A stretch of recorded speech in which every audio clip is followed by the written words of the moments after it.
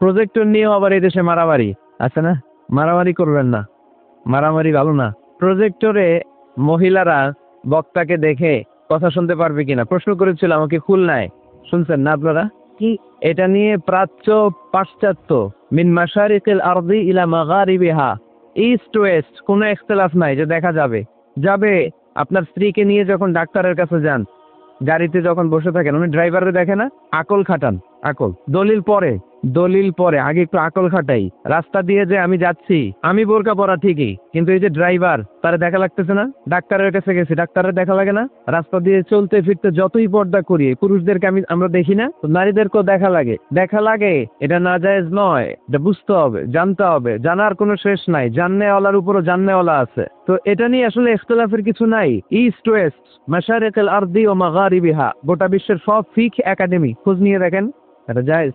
আল্লাহ রাসূল সাল্লাল্লাহু আলাইহি ওয়াসাল্লাম আম্মা জান আয়েশা রাদিয়াল্লাহু তাআলা আনহাকে ঈদের দিন হাবাসি সাহাবীদের খেলা দেখিয়েছেন। খেলা, হাবাসি সাহাবারা মসজিদে নববীর পাশে, সহিহ বুখারীর বর্ণনা, তীর ধনুক দিয়ে খেলাধুলা করতো। আম্মা জান আয়েশা দেখতে চাইলেন, আল্লাহর হাবিব সাল্লাল্লাহু আলাইহি ওয়াসাল্লাম এটা বুঝতে পারলেন, জিজ্ঞেস করলেন তাশতাহিন তানজুরিন, বুখারীর বর্ণনা, তাশতাহিন তানজুরিন, আয়েশা তুমি কি দেখতে চাও? আম্মাজান বললেন হ্যাঁ আমি দেখতে চাই। আল্লাহর হাবিব সাল্লাল্লাহু আলাইহি ওয়াসাল্লাম আম্মাজান আয়েশাকে পিছনে দাঁড় করালেন। তিনি বর্ণনা করলেন আকামানি ওয়ারাআহু, আমার পিছনে আমাকে তিনি দাঁড় করালেন। খাদ্দি মা আসাদ্দি, আমার গাল রাসূলের গালের সাথে লেগে গেল। আমি প্রাণ ভরে হাবাসি সাহাবাদের খেলা দেখলাম সরাসরি। তো সরাসরি যদি পুরুষকে দেখতে পারেন আম্মাজান আয়েশা রাদিয়াল্লাহু তাআলা আনহা, এটা কি টিভির পর্দায় দেখা যাবে না? দেখা যাবে না? যাব। দীর্ঘক্ষণ দেখার পরে আম্মাজান আয়েশা বললেন হাত্তা মালিলতু, আমি ক্লান্ত হয়ে গেলাম, অনেকক্ষণ দেখলাম। আল্লাহ রাসূল সাল্লাল্লাহু আলাইহি ওয়াসাল্লাম বললেন আয়েশা পরিপূর্ণ হয়েছে, তুমি কি তৃপ্তি সহকারে খেলা উপভোগ করেছো, ইথিওপিয়ান সাহাবীদের খেলা? আম্মাজান বললেন হ্যাঁ, আমি প্রাণ ভরে দেখেছি। আল্লাহর হাবিব সাল্লাল্লাহু আলাইহি ওয়াসাল্লাম বললেন ঠিক আছে আয়েশা এখন তুমি চলে যাও। সুবহানাল্লাহ পড়ে সহিহ বুখারীতে আছে। যুদ্ধে নারীরা অংশগ্রহণ করতেন। স্ট্রেচারে করে অসুস্থ সাহাবাদেরকে টেনে এনে ওনারা সেবা করতেন। সেবা করার সময় চোখে গামছা বেঁধে রাখতেন, তাই না? ওনারা যখন অসুস্থ আহত সাহাবাদের চিকিৎসা করতেন চোখে গামছা বেঁধে রাখতেন না? দেখতেন, দেখা যায়, প্রয়োজনে দেখা যায়। এই মাসালা ক্লিয়ার, গোটা বিশ্বের সব আমার এখন। এরপর খুলনায় আরেকটা প্রশ্ন করেছিল নারীদের পর্দা নিয়ে, আপনারা ইতিমধ্যে দেখেছেন বোধহয় না? তো এটা নিয়েও দেখলাম অনেক বাড়াবাড়ি কখনো কল্যাণ বয়ে নিয়ে আসে না। নারীরা কতটুকু পর্দা করবে, কতটুকু পর্দার হুকুম কি, সেখানে আমি বলেছি পর্দা করা ফরজ। এই পর্দা আপনার অধিকার, এটা আপনার আভিজাত্যের প্রতীক, আপনার রুচির প্রতীক। এটা বলে কতটুকু পর্দা, সেক্ষেত্রে আমি দুইটা মত উল্লেখ করেছি। মত নাম্বার 1, সারা শরীর ঢেকে রাখবে, ফেসটা খোলা রাখবে, হাত খোলা রাখবে, এটা একটা মত। আরেকটা মত সব ঢেকে রাখতে হবে, শুধু চোখ খোলা, তাই না? দুইটা মত উল্লেখ করে আমি বলেছিলাম যে এটা হচ্ছে রুকসাত আর এটা হচ্ছে আজিমাত। আমি এও বলেছি যে এর চেয়ে শ্রেষ্ঠ পর্দার হতে পারে না, শুধু চোখ খোলা, সব ঢেকে রাখতে হবে, এটা শ্রেষ্ঠ পর্দা, এর চেয়ে ভালো পর্দার হতে পারে না। আমি নিজেও সাজেস্ট করি এটা, যে শুধু চোখ খোলা থাকবে। আবার ওই প্রশ্নের উত্তরে এও বলেছি চেহারা হচ্ছে সৌন্দর্যের রাজধানী, চেহারাই যদি দেখা হয়ে যায় তো সব দেখা হয়ে যায়, এজন্য এটা আমি সাজেস্ট করি। তারপরে এরা আমার ধাক্কাইতে ওই মতের দিকে নিতে চায়, আছে না নাই? তো এই যে 3বার যে আমি এই কথা বললাম, এগুলো শুনবার সময় কি কানে তুলা দিয়ে রাখছিলেন? হ্যাঁ, তখন কি শোনেন না? এগুলি মত দুইটা বললাম কেন আমি? হুজুর দুইটা কেন বলবেন? অন্য মতের প্রতি আপনার এত শ্রদ্ধা কেন? আমগো তো নাই। এই হয়েছে সমস্যা। ক্লিয়ার কাট কথা। পর্দার ক্ষেত্রে দুইটা মতের উল্লেখ করেছি প্রিয় ভাইরা। বলেছি এক মত বলেছে ফেস খোলা, হাত খোলা, আরেক মত বলেছে শুধু চোখ খোলা। এবং আমি বলেছি এইটা শ্রেষ্ঠ পর্দা, এর চেয়ে ভালো পর্দা হয় না, বলছি না আমি? আবার বলছি যে আমি সাজেস্ট করি এটাই সবচেয়ে ভালো, এটা করবে। এবং শেষে বলেছি চেহারা হচ্ছে সৌন্দর্যের রাজধানী, চেহারাই যদি দেখা হয়ে যায় তো সব দেখা হয়ে যায়। এগুলো কি প্রমাণ করে আমি এই মতের পক্ষে না এই মতের পক্ষে? বায়ে না ডানে? ডানে। তো আমি এই মত অবলম্বন করি, মানে আপনাদের যেই মত আমারও এই মত। তো আমার ধাক্কা মারতেছেন কেন? ধাক্কাইতেছেন কেন আমাকে? ধাক্কাই আমার ওই মতে নিতে চায়, তো ঠিক না। বাড়াবাড়ি কখনো কল্যাণ বয়ে নিয়ে আসে না। আওয়াজ করবেন না, মনোযোগ দিয়ে শুনেন। এই যে মত, এটা আমার মত না, এটা অনেক স্কলারদের মত। নারীরা শুধু ফেস খোলা রাখবে আর হাতের কবজি পর্যন্ত খোলা রাখবে, এটা আমার মত না। আমি অন্যদের মতকে শুধু ন্যারেট করেছি, বর্ণনা করেছি মাত্র। মেজরিটি স্কলাররা, জুমহুরুল ফুকাহা, আই রিপিট, আমি আবার বলছি, মেজরিটি স্কলাররা বলেছেন ফেস এবং হাত খোলা রাখা যাবে। যদিও আমার মত এটা না, আমার মত হচ্ছে যে শুধু চোখ খোলা রাখবেন।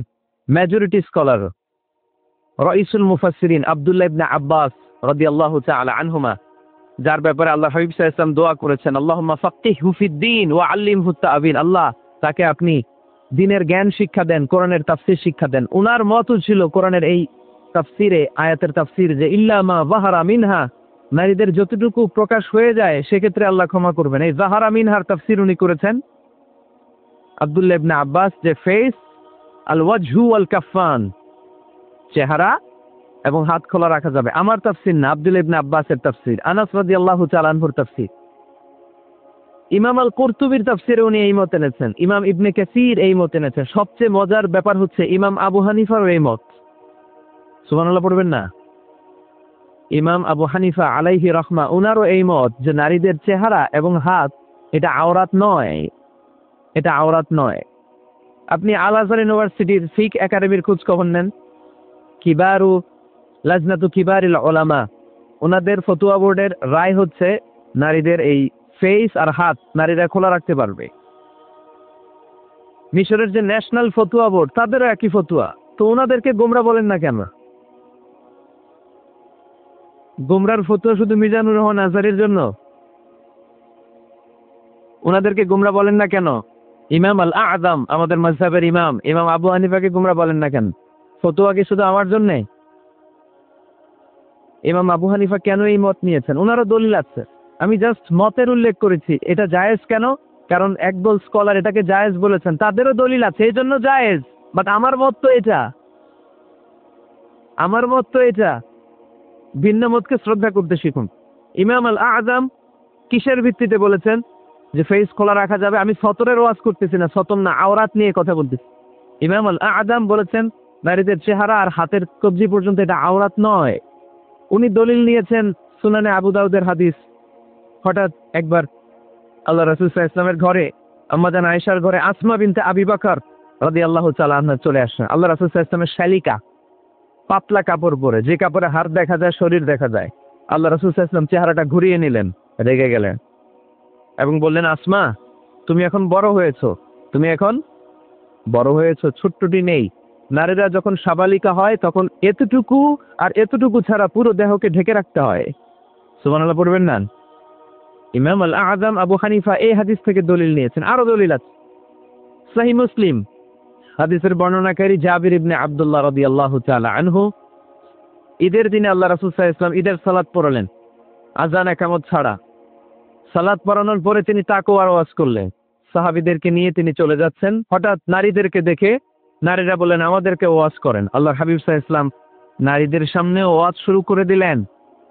হাদিসের বর্ণনাকারী জাবির ইবনে আব্দুল্লাহ, উনি বললেন, নারীদেরকে নিয়ে যখন আল্লাহ রাসূল সাল্লাল্লাহু আলাইহি ওয়াসাল্লাম ওয়াজ করতেছিলেন, আল্লাহ রাসূল যে ওয়াজটা সবচেয়ে গুরুত্ব দিলেন, আল্লাহর হাবিব সাল্লাল্লাহু আলাইহি ওয়াসাল্লাম বললেন, তাসাদ্দাকনা, নারীরা তোমরা সদকা করো, দান খয়রাত করো, কারণ আমি দেখেছি তোমরাই বেশিরভাগ হবে জাহান্নামের লাকড়ি, তোমরাই বেশিরভাগ জাহান্নামের লাকড়ি হবে। এই কথা শুনে ফাকামাত ইমরাআতুন মিন ওয়াসাতিহিন, এক নারী দাঁড়াও, নারীদের মাঝখান থেকে এক নারী দাঁড়িয়ে হাত তুলল। জাবির ইবনে আব্দুল্লাহ বলেন, নারীটি যখন দাঁড়ালো আমি দেখলাম সুফাআউল খাদ্দাইন, এই নারীর গালের মধ্যে ফুটফুট কালো দাগ। গালের মধ্যে কি? কালো দাগ। তো ওনার চেহারা যদি খোলা না থাকতো গালের কালো দাগ দেখা যেত? কথা বলেন না কেন? এই দলিলগুলোর আলোকে ইমাম আল আযম আবু হানিফা রাহিমাহুল্লাহ উনি মত প্রকাশ করেছেন জরুরি প্রয়োজনে এই ফেস খোলা রাখা যাবে। সহিহ বুখারীর আরেকটা হাদিস শুনেন, বর্ণনাকারী আব্দুল্লাহ ইবনে আব্বাস রাদিয়াল্লাহু তাআলা। হজের দিন আল্লাহ রাসূল সাল্লাল্লাহু আলাইহি সাল্লাম ওটের উপরে বসা, পেছনে চাচাতো ভাই ফদল ইবনে আব্বাস। ইয়ামুন নাহারে এক নারী আসলেন, সুন্দরী নারী, রূপবতী, অসাধারণ সুন্দরী নারী। এসে বললেন, ইয়া রাসূলুল্লাহ, আমার একটা প্রশ্ন আছে। এই নারী এতই সুন্দরী ছিল, ফদল ইবনে আব্বাস বারবার নারীর দিকে তাকাতে লাগলেন। আল্লাহর হাবিব সাল্লাল্লাহু আলাইহি ওয়াসাল্লাম, ফদল চেহারাটা ঘুরাও, এরকম বলে ফদলের চেহারা ঘুরাই দিলেন। ফদল আবার তাকালেন। আল্লাহ হাবিব সাল্লাল্লাহু আলাইহি ওয়াসাল্লাম বললেন, ফদল চেহারাটা ঘুরাও। উনি আবার তাকালেন। আল্লাহর হাবিব সাল্লাল্লাহু আলাইহি ওয়াসাল্লাম বললেন, এই ফদল চেহারাটা ঘুরাও। দেখেন, নারীকে একবারে বলতেছেন, এই মেয়ে, তুমি সুন্দরী নারী, দেখো না ছেলেরা তোমার দিকে তাকায় আছে, চেহারাটা ভাগো। বলছেন একবারও? কথা বলেন না কেন? বলেন নাই, বরং ফদল ইবনে আব্বাসকে চেহারা ঘুরাতে বলেছেন। তার মানে সব দায় দায়িত্ব নারীদের উপর বর্তায় না, পুরুষদেরকে নিজের দায়িত্ব নিতে শিখতে বলেছেন বিশ্বনবী সাল্লাল্লাহু আলাইহি ওয়াসাল্লাম। আমাদেরও দায়িত্ব আছে না নাই? তো এই হাদিসগুলোর আলোকে ইমাম আল আযম উনি মত পোষণ করেছেন যে ফেস খোলা রাখা যাবে। আমার মত না। তার মানে এটাও একটা মত আছে, উনাদেরও দলিল আছে। আমার মত হচ্ছে যে শুধু চোখ খোলা রাখতে হবে, বাকি সব ঢেকে রাখতে হবে। তারপরেও ওনারা আমাকে এই মতের দিকে নিতে চাচ্ছে। আমি তো আসলে দুইটা মত শুধু প্রকাশ করেছি। এই পরিবর্তিত বিশ্ব ব্যবস্থায় নারীদেরকে অনেক জায়গায় যেতে হয়, চিকিৎসার জন্য বেরোতে হয়, শিক্ষকতা করতে হয়। আপনি শুধু আপনার মাদ্রাসার গণ্ডির ভেতরটারই গোটা দুনিয়া ভাববেন না। পেন্টাগনে আমাদের মুসলিম নারীরা চাকরি করে, আমেরিকার মিলিটারি ফোর্সে আমার মুসলিম বোনেরা চাকরি করে, ইংল্যান্ডে, এখানে তো অনেক ইংল্যান্ডের ভাইয়েরা আছে, ওনারা জানবেন, ইংল্যান্ডের পুলিশ সেকশনে আমার মুসলিম বোনেরা চাকরি করে। নানা কারণে ওনাদের পক্ষে ফেস ঢেকে রাখা সম্ভব হয় না। ফলে ওনারা এই মতের আলোকে রুখসাতের উপর আমল করার সুযোগ পায়, ঠিক কিনা? তার মানে এটাও একটা মত আছে, ওনারা রুখসাতের উপর আমল করে। বাট আমার মত হচ্ছে না, আজিমতটা উত্তম, এটা শ্রেষ্ঠ পর্দা। কারণ চেহারায় যদি দেখে ফেলে সবই দেখে ফেলে। তো আমার মত এইটা, তারপরও আমাকে এই মতের প্রবক্তা বানাতে চায়, এরকম আছে না নাই? বাড়াবাড়ি করবেন না। বাড়াবাড়ি কখনো ভালো ফল বয়ে নিয়ে আসে না। আওয়াজ করে বলতে হবে, ঠিক কিনা? আল্লাহ আমাদের সবাইকে মধ্যম পন্থা অবলম্বনের তৌফিক দান করো। কারো ব্যাপারে সমালোচনা করলেও যেন আমরা ইনসাফের সাথে সমালোচনা করতে পারি। আল্লাহ তুমি তৌফিক দাও, আমাদেরকে সব সময় হকের পক্ষে থাকার তৌফিক দান করো। এটা হচ্ছে পরিবার। আলোচনার বিষয় কি? সবাই বলতে হবে আলোচনার বিষয়। আমাদের পরিবার আছে না? পরিবার হচ্ছে শান্তির নীড়। যার পরিবার নাই সে নীড়হারা পাখির মতো, ঠিক কিনা? এর সেবা করার কেউ নাই, এর খোঁজ খবর নেয়ার কেউ নাই, একে ভালোবাসার কেউ নাই।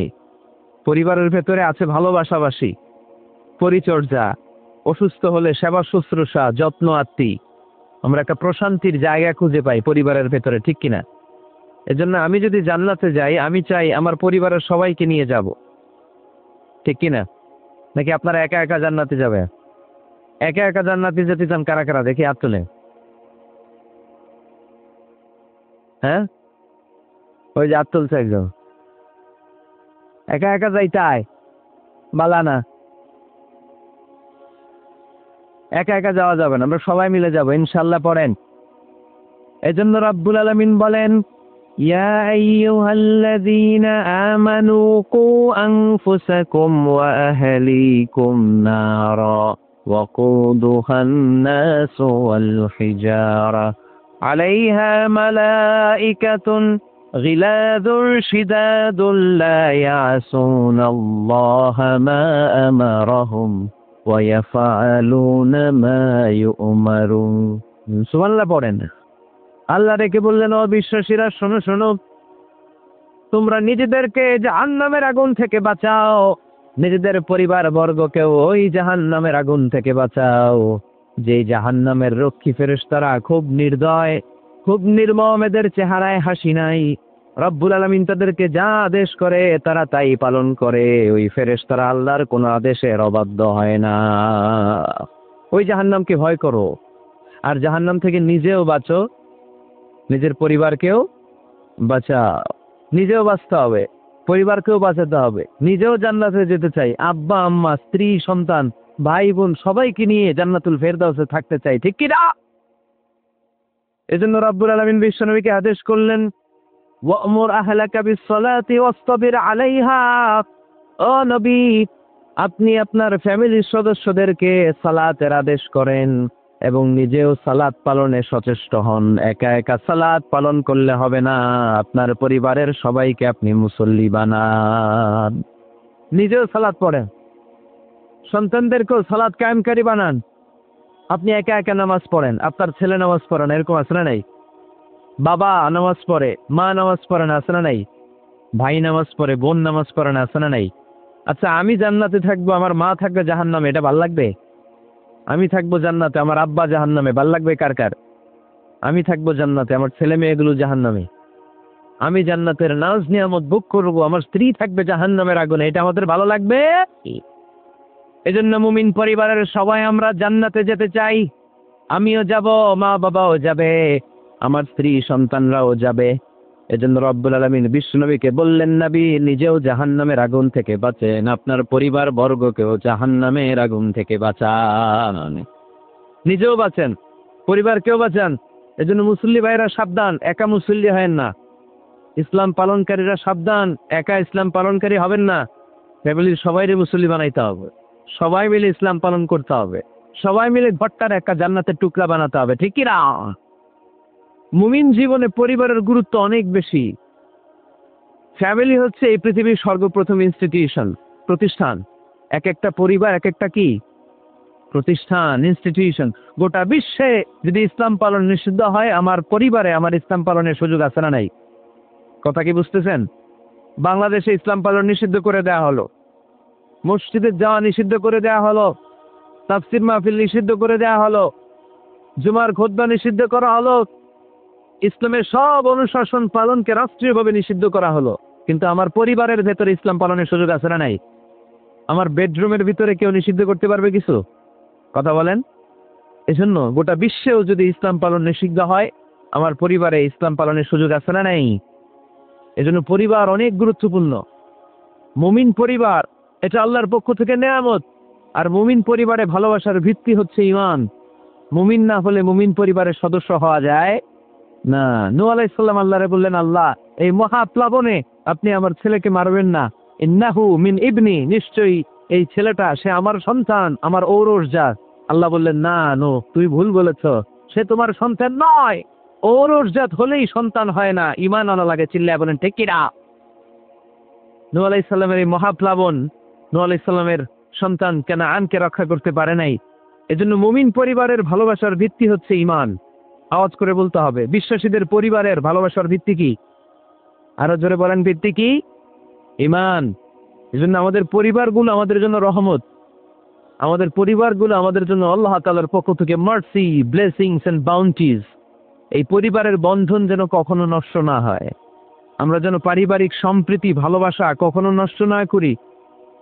এখন ওয়েস্টের ধাক্কায়, পাশ্চাত্যের কালচারের ধাক্কায় আমাদের পরিবারগুলো নষ্ট হতে শুরু করেছে, ঠিক কিনা? আপনি খেয়াল করে দেখবেন, পাশ্চাত্যে এখন পরিবারগুলোর খুব মারাত্মক অবস্থা, ভঙ্গুর পারিবারিক ব্যবস্থা। এদের পরিবার থেকে না, এরা তো বিয়েই করে না। এরা বিয়ের চেয়ে বেশি পছন্দ করে লিভ টুগেদার। আছে না নাই? বিয়ে করে না, লিভ টুগেদার পছন্দ করে। ফ্রি সেক্স, অবাধ যৌনাচার, হোমোসেক্সুয়ালিটি, সমকামিতা, ছেলেতে ছেলেতে বিয়ে, মেয়েতে মেয়েতে বিয়ে। বিয়ে যাক দু একটা হয়, এগুলো 6 মাস 1 বছরের বেশি টিকে না। ডিভোর্সের সংখ্যা বেশি, ভ্রূণপাত, সন্তান হত্যা করার সংখ্যা বেশি, সুইসাইডের সংখ্যাও বেশি, ঠিক কিনা? রাইফেল একটা নিয়ে বের হয়ে রাস্তায় 4-5 জনকে শুট করে, পরে নিজের মাথায় নিজে গুলি করে নিজেও মরে যায়। কেন যে এগুলা করছে সে নিজেও জানে না। এরকম বিকৃত মস্তিষ্কের লোক পাশ্চাত্যে আছে না নাই? কারণ এদের পরিবার নাই। কারো বাবা আছে, মা নাই। কারো মা আছে, বাবা নাই। এজন্য পরিবারগুলো আল্লাহ তাআলার পক্ষ থেকে আমাদের জন্য নেয়ামত, অনেক বড় রহমত, অনেক বড় বরকত। এজন্য ইসলাম পরিবার গঠন করতে বলেছে, ইসলাম পরিবারকে সংরক্ষণ করতে বলেছে, ইসলাম এই ফ্যামিলি ইনস্টিটিউশনকে আরো শক্তিশালী করতে বলেছে। চিল্লায় বলেন ঠিক কিনা? এই কোরআনে পরিবার নিয়ে অনেক কথা, ফ্যামিলি ম্যাটার্স নিয়ে কোরআনে একটা সূরা আল্লাহ নাজিল করেছেন, সূরাতুত তালাক, অ্যাড্রেসিং দ্য ফ্যামিলি অ্যাফেয়ার্স। শুধু ফ্যামিলি রিলেটেড কথা এই সূরাতুত তালাকে। আবার একটা পরিবার আল্লাহ তাআলার কাছে এতটাই প্রিয় ছিল, ওই পরিবারের নামে আল্লাহ কোরআনে একটা সূরাই দিয়ে দিয়েছেন, সূরাতু আলে ইমরান। ইমরানের পরিবারের নামে সূরা। সুবহানাল্লাহ পড়বেন না? এজন্য আমাদের পরিবারগুলো অনেক গুরুত্বপূর্ণ। আমরা বুঝি না। আমরা পরিবারের সম্প্রীতি, ভালোবাসাকে অটুট রাখার ব্যাপারে সচেতন থাকি না। কিন্তু ইসলাম এই পরিবার সংরক্ষণে অনেক গুরুত্ব দিয়েছে। আমাদের পরিবারগুলো সুখী হোক, সমৃদ্ধ হোক, শান্তিময় হোক, আমরা চাই কি চাই না? আওয়াজ করে বলেন না, চাই কি চাই না? এজন্য আজকের আলোচনার বিষয় হচ্ছে পরিবার। সুখী পরিবারের ফর্মুলা আজকে আপনাদেরকে শোনাবো। কি করে পরিবারকে সুখে রাখতে হয়, শান্তিতে রাখতে হয়, কোরআনের আলোকে। শুনতে চান? শুনতে চান সবাই? কষ্ট হচ্ছে না তো? এবার আলোচনায় যাই। সুখী পরিবারের ফর্মুলা। কোন পরিবার? আওয়াজ করে বলেন, আরো জোরে বলেন। সুখী পরিবারের ফর্মুলা কোরআন সুন্নাহর আলোকে আজকে আমরা এটা জেনে যাব। কি করলে আমাদের ফ্যামিলিগুলো সুখী হবে, সমৃদ্ধ হবে। কোরআন থেকে আমরা যদি প্রেসক্রিপশন নেই, তাহলে কোরআন বলে আমাদের ফ্যামিলিগুলোকে সুখী আর শান্তিময় করতে হলে আমাদের ফ্যামিলির ভেতরে একে অপরকে সালাম দেওয়ার প্রচলন বাড়াইতে হবে। কি দিবেন? আওয়াজ করে বলেন, কি দিবেন? فَإِذَا دَخَلْتُمْ بُيُوتًا فَسَلِّمُوا عَلَىٰ أَنفُسِكُمْ تَحِيَّةً مِّنْ عِندِ اللَّهِ مُبَارَكَةً طَيِّبَةً। রব্বুল আলামিন বলেন, যখন তোমরা তোমাদের ঘরে ঢুকবা, ঢুকেই পরিবারবর্গকে একে অপরকে সালাম দাও। এটা আল্লাহর পক্ষ থেকে অভিবাদন পদ্ধতি, এটা বরকতময়, এটা পবিত্র। সুবহানাল্লাহ পড়ে। ইদা দাখালতুম বুয়ুতান ফাসাল্লিমু আলা আনফুসিকুম। ঘরে ঢুকেই সালাম দাও। সালাম মানে শান্তি। সালাম দেই না, এজন্য ঘরে শান্তিও নাই। ঠিক কিনা? আজকে যে সালাম দেওয়া যাবে না, বাসায় যে ভাবির আগে সালাম দিবেন। পারবেন? না ভাবি আগে দিতে হবে? কে আগে দিবে শুনি? আপনি আগে? তুমি বিয়ে করছো নি? হ্যাঁ, আগে আগে সালাম দিবেন। রাজি আছেন? ঘরে ঢুকেই সালাম। বাবা দিবে ছেলেকে সালাম, ছেলে দিবে বাবাকে সালাম। স্বামী দিবে স্ত্রীকে সালাম, স্ত্রী দিবে স্বামীকে সালাম, ভাই দিবে বোনকে সালাম, বোন দিবে ভাইকে সালাম। সালাম মানে শান্তি। সালাম নাই, এজন্য ঘরেও শান্তি নাই। চিল্লায় বলেন ঠিক কিনা? এজন্য আল্লাহ বললেন, তোমার ঘরে যখন তুমি ঢুকবা, ফাইদা দাখালতুম বুয়ুতা ফাসাল্লিমু আলা আনফুসিকুম, তোমরা নিজেদেরকে সালাম দাও। তাহিয়াতাম মিন ইনদিল্লাহ, এটা আল্লাহর পক্ষ থেকে অভিবাদন পদ্ধতি। মুবারাকাতান তাইয়্যিবা, এই সালামের মধ্যে আছে বরকত, এটা পবিত্র। এজন্য ঘরে যদি আমরা সালামের প্রচার প্রসার বাড়াই, আমাদের ঘরগুলোরে শান্তিময় করবে কে? এটা হচ্ছে নিজেদের ঘর। নিজেদের ঘরে ঢুকলাম, সালাম দিলাম। অন্যের ঘরে তার সালাম টালাম লাগবে না, না? অন্যের ঘরেও লাগবে। সে আদেশ ও কোরআনের ভেতরে আছে না নাই? রাব্বুল আলামিন বলেন, ইয়া আইয়ুহাল্লাযীনা আমানু লা তাদখুলু বুয়ুতান গায়রা বুয়ুতিকুম হাত্তা তাস্তানিসু ওয়া তুসাল্লিমু আলা আহলিহা। সুবহানাল্লাহ পড়ে। আল্লাহ রেখে বললেন, ও ঈমানদার, ও বিশ্বাসীরা, অন্যের ঘরে যখন তোমরা প্রবেশ করবা, খবরদার প্রবেশ করার আগে অনুমতি নিয়ে নাও। অনুমতি নেওয়ার পাশাপাশি ঘরে ঢোকার আগে সালাম দিয়ে দাও। সুবহানাল্লাহ পড়ে। তাহলে নিজের ঘরে ঢুকি আর অন্যের ঘরে ঢুকি, ঢুকে কি দিব? আওয়াজ করে বলতে হবে, কি দিব? সালাম। আমি আপনাদেরকে সালাম দেই, উত্তর দেন, আসসালামু আলাইকুম ওয়া রাহমাতুল্লাহ। এবার আপনারা আমাকে সালাম দেন, আমি উত্তর দিব, কি? ওয়ালাইকুম আসসালাম ওয়া রাহমাতুল্লাহ। পারা যাবে? নাকি বলবেন আমি বউরে কেন দেবো, উনি না আমার আগে দিবে? আমি জামাই, আমি স্বামী, আমি হাজবেন্ড। আচ্ছা, হাজবেন্ডে কি বলেন সিলেটি ভাষায়? স্বামীরে জামাই, হ্যাঁ, জামাই, স্বামী বা জামাই। জামাই পাইতাইনি। জামাই তো জামাই আগে দিবে না বউ আগে দিবে? হ্যাঁ বলেন, আমি আগে দিব। কে আগে দিবে? আমি। আগে আগে সালাম দেন। আল্লাহর হাবিব সাল্লাল্লাহু আলাইহি ওয়াসাল্লাম বললেন, সহিহ মুসলিমের বর্ণনা, সহিহ মুসলিমের বর্ণনা, আওয়ালা আদুল্লুকুম আলা শাইইন ইযা ফাআলতুমুহু তাহাবাবতুম।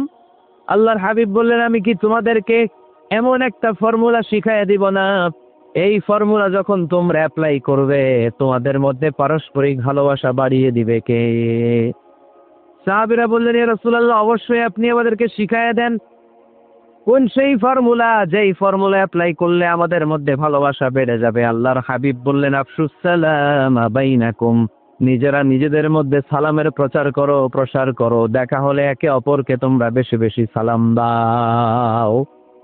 আফসুস সালাম বাইনাকুম, নিজেরা নিজেদের মধ্যে সালাম দাও। সালাম নাই ফলে ভালোবাসা নাই, সালাম নাই ফলে আমার ঘরে শান্তি নাই। তাহলে ঘরে শান্তি আনার 1 নম্বর ফর্মুলা হচ্ছে সালাম। চিল্লায় বলতে হবে সুজানগরের ভাইরা, 1 নম্বর ফর্মুলার নাম কি? সালাম। সাইয়েদনা আদম আলাইহিস সালামকে যখন আল্লাহ তাআলা বানালেন, বানানোর পরে আল্লাহ বলেন না আদম সেজদা করো, আদম কোরআন তেলাওয়াত করো, আদম জিকির করো, আদম তাসবিহ পড়ো, না। আল্লাহ প্রথম যে আদেশটা দিয়েছেন সেটা হচ্ছে সাল্লিম, আদম সালাম দাও। আদম কি দাও? সালাম দাও। আল বাদিউ বিসসালামি বারিউম মিনাল কিবর, আগে আগে যে সালাম দেয় তার অন্তর থেকে অহংকার উঠিয়ে নেয় কে? আমাদের অন্তরে অহংকার আছে না নাই? যাদের অন্তরে বেশি বেশি অহংকার, তার আমরা বেশি বেশি সালাম দিব। আমাদের হৃদয়টাকে অহংকার মুক্ত করে দিবে কে? সেই বুখারীর বর্ণনা, লাম্মা খালাকাল্লাহু আদম ওয়া কানাত তুহু 60 যিরাআন, রব্বুল আলামিন সাইয়েদনা আদম আলাইহিস সালামকে যখন তৈরি করলেন 60 হাত লম্বা করে বানালেন। আবার আমরাও যারা জান্নাতের ভেতরে ঢুকবো, আমাদেরকেও সেদিন 60 হাত লম্বা করে বানিয়ে দিবেন কে? কয় হাত লম্বা হয়ে ঢুকবেন জান্নাতে? 60 হাত। সাইয়েদনা আদম আলাইহিস সালামকে যখন আল্লাহ তাআলা বানালেন, বানিয়ে আল্লাহ তাআলা প্রথম যে আদেশটা করলেন সেটা হচ্ছে সাল্লিম, আদম সালাম দাও। কি দাও? সাল্লিম আলা উলাইকান নাফার, এই ফেরেশতাদের এই দলটাকে সালাম দাও। কারণ ইবলিস অহংকারের কারণে সে হয়েছে জাহান্নামী। আল্লাহ চেয়েছেন আমার আদম যেন অহংকারী না হয়, এজন্য আগে আগে সালাম দেওয়া শিখাইয়া দিলেন। চিল্লায় পড়েন আল্লাহু আকবার। আগে যে সালাম দেয় তার হৃদয় থেকে অহংকারকে আল্লাহ মুক্ত করে দেয়, এজন্য আগে সালাম দিবেন। মুরব্বীরা বসে থাকবেন না যে বাচ্চাটা আমার আগে দিবে। অনেক মুরব্বীরা এরকম করে যে আমি দেবো কেন, আমি তো মুরব্বী, ছোটরা আমারে দিবে, এরকম আছে না নাই? না, আপনি দেন না। আপনি কয়েকদিন দিতে দিতে লজ্জায় পড়ে বাচ্চাটাও আপনারা সালাম দিতে শুরু করবে, ঠিক কি না? আপনি আপনার স্ত্রীকে কয়েকদিন দিয়ে দেখেন না, কয়েকদিন দিয়ে দেখেন, দেখবেন কয়েকদিন পরে আপনার স্ত্রীও আপনাকে সালাম দিতে শুরু করবো, ঠিক কি না? এজন্য ফ্যামিলিতে সুখ শান্তি আনার প্রথম মাধ্যম হচ্ছে সালাম। প্রথম মাধ্যম কি? সালাম দিন আর সালামতে থাকুন। সালাম দিন আর কিসে থাকুন? সালামতে থাকুন। জান্নাতে যখন জান্নাতীরা যাবে, জান্নাতীদেরকে বারবার সালাম দেওয়া, প্রতিটা গেইটেই ফেরেশতারা সালাম দিবে। চিল্লায় পড়ে আল্লাহু আকবার। ফেরেশতারা বলবে সালামুন আলাইকুম তিবতুম ফাদখুলুহা খালিদিন। ও জান্নাতীরা আসেন, বসেন, আল্লাহর পক্ষ থেকে আপনাদের জন্য সালাম। ওয়া তাহিয়াতুহুম ফিহা সালাম, জান্নাতের অভিবাদন পদ্ধতির নাম হচ্ছে সালাম। জান্নাতীরাও একে অপরকে সালাম দিবে। সুবহানাল্লাহ পড়ে। জান্নাতে ঢুকলেই সালাম, জান্নাতে বসলেই সালাম, জান্নাতে একে অপরের সাথে দেখা হলেই সালাম। তাই যারা ঘরের ভিতরে জান্নাতি আমেজ উপভোগ করতে চান তারা একে অপরকে সালাম দিবে। রাজি আছেন? সালাম দিন আর সালামতে থাকুন। ঘরে যারা জান্নাতি সুখ অনুভব করতে চান তারা সালাম দিবেন। তাহলে আজকে থেকে ঘরে সুখ সমৃদ্ধি আর শান্তি ফিরিয়ে আনার প্রথম ফর্মুলা আমরা জানলাম সালাম। চিল্লায় বলেন প্রথম ফর্মুলা কি? মনে থাকবে না ভুলে যাবেন? বাসায় যে আজকে সালাম দেয়া যাবে, সবাই পারবেন? মাশাআল্লাহ। 1 নম্বর পয়েন্ট শেষ। ঘরে শান্তি রাখার, রহমত রাখার 2 নম্বর পদ্ধতি হচ্ছে ঘরে ছবি টাঙিয়ে রাখবেন না। ছবি না, বিয়ের ছবি টাঙিয়ে রাখবেন না। মৃত আব্বা আম্মার ছবি বাধাই করে টাঙিয়ে রাখবেন না। নেতা নেত্রীর ছবিও টাঙিয়ে রাখা যাবে না, এটা নিষেধ। রহমতের ফেরেশতারা আসে না, ঘরে ঢুকে না। ইন্নাল মালাইকাতা লা তাদখুলু বাইতান ফিহি তামাসিল ওয়া সূরা, যে ঘরে মূর্তি আছে আর ছবি টাঙিয়ে রাখে ওই ঘরে রহমতের ফেরেশতা প্রবেশ করে না। তো ঘরে যে রহমত নাই, শান্তি নাই, আপনি রহমতের ফেরেশতা ঢুকার ব্যবস্থাই তো রাখেন নাই। এত রহমত নিয়ে আসতে চায় কিন্তু ঢুকতে পারেন না, ওই যে ছবি টাঙিয়ে রাখছেন। এজন্য সুজানগরের ভাইয়েরা, আমাদের সুজানগরে যদি কারো ঘরে বিয়ের ছবি, আব্বা আম্মার ছবি, ফ্যামিলি গ্রুপ ছবি বা নেতা নেত্রীর ছবি থাকে, আজকে খুলে ফেলা যাবে না? খুলে ফেলা যাবে মুসলমান? খুলে ফেলবেন। হ্যাঁ, আপনি ফ্যামিলি গ্রুপ ছবি রাখতে পারেন, আব্বা আম্মা ভাই বোন সবাই মিলে একটা গ্রুপ ছবি তুললে স্মৃতির জন্য রাখা যায়, এটা অ্যালবাম বন্দি করে রাখবেন। মাঝে মাঝে দেখবেন, দেখলে মৃত্যুর কথা স্মরণ হয়। আয় রে, 10 বছর আগের ছবিটা দেখলে কি কুচকুচে কালো দাড়ি ছিল আমার, এখন সাদা হয়ে গেছে, ঠিক কিনা? তখন বুঝবেন যে মৃত্যুর দিকে আমি এগিয়ে যাচ্ছি। এই দুনিয়াটা ক্ষণিকের, একটা ধোঁকা, একটা মরিচিকা, একটা লোভ আর লালসার পেছনে আমরা ছুটে বেড়াচ্ছি। ধোঁকা। আসল জীবন কবরের জীবন। আওয়াজ করে বলতে হবে, ঠিক কিনা? একদিন মাটির ভেতরে হবে ঘরে মন আমার, কেন বান্ধ দালান ঘর রে মন আমার, কেন বান্ধ দালান ঘর। প্রাণ পাখি উড়ে যাবে পিঞ্জর ছেড়ে,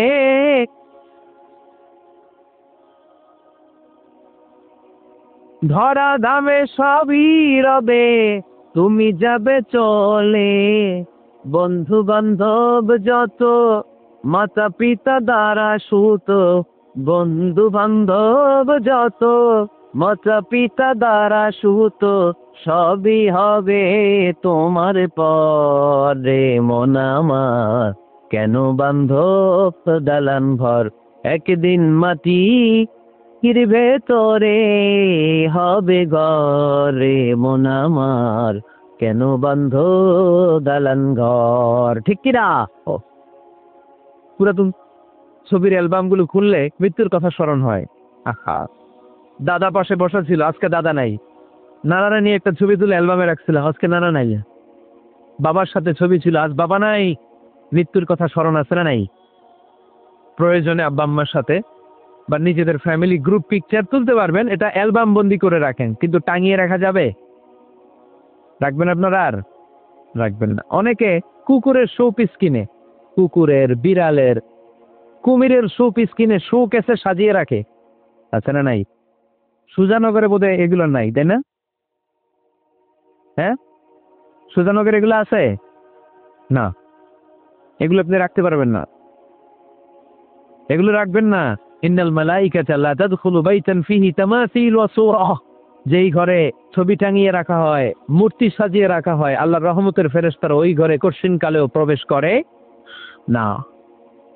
তবে ছোট্ট মেয়েদেরকে পুতুল কিনে দেয়া যায়। কাদেরকে? কথা বলেন। ছোট্ট মেয়েদেরকে দেখবেন, ওরা পুতুলকে বাচ্চার মতো আদর করে, এটার দুধ খাওয়ায়, এটার জন্য রান্না করে, গোসল করায়, আছে না নাই? আম্মা জান আয়েশা রাদিয়াল্লাহু তাআলা আনহা পুতুল নিয়ে খেলা করতেন। নারীদের, ছোট্ট মেয়েদের জন্য এটা জায়েজ রাখা হয়েছে এই কারণে, কারণ কিছুদিন পরেই তারা মা হতে চলেছে, ঠিক কিনা? কেমন করে বাচ্চা কাচ্চা লালন পালন করবে, কেমন করে আমাদের আগামী প্রজন্মকে তারা গড়ে তুলবে, ওইটার একটা প্রশিক্ষণ খেলার মাধ্যমেই ছোটবেলায় যেন তাদের হয়ে যায়। এজন্য ছোট্ট মেয়েদের জন্য পুতুল দিয়ে খেলাকে শরিয়ত জায়েজ রেখেছে। চিল্লায় পড়েন সুবহানাল্লাহ। কত সুন্দর আমাদের ইসলাম! Check and balance, check and balance. কিন্তু ছবি টাঙিয়ে রাখা যাবে না। কুকুরের শোপিস, কুমিরের শোপিস শো কেসে সাজিয়ে রাখা যাবে? শান্তি আসবে না ঘরে, জাহান্নামের টুকরা হয়ে যাবে ঘর। ঘরের ভেতরে গিটার রাখা যাবে না। গিটার চেনেন? হারমোনিয়াম রাখা যাবে না। ঢোল তবলা, বাজারে ঢোল বাজারে বাঁশি, আছে না নাই? ঢোল রাখতে পারবেন না। বংশী বাজায় কে রে সখী, বংশী বাজায় কে? বংশী রাখা যাবে না। বংশী মানে বাঁশি।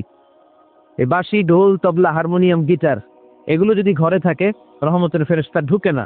আল্লাহ হাবিব সাল্লাল্লাহু আলাইহি ওয়াসাল্লাম বলেছেন, বুইস্তু লিউকাসসিরাল মাযামির, ঢোল, বাদ্য, হারমোনিয়াম, তবলা এগুলোকে ভেঙে মাটির সাথে চুরিয়ে দেওয়ার জন্য আমি বিশ্বনবী আগমন করেছি। চিল্লায় বলেন ঠিক কিনা?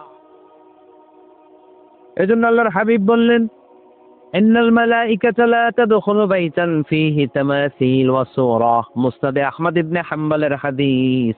আল্লাহর রহমতের ফেরেশতারা ওই সমস্ত ঘরে কশিন কালেও প্রবেশ করে না যেই ঘরে ছবি টাঙানো আছে আর আছে মূর্তি।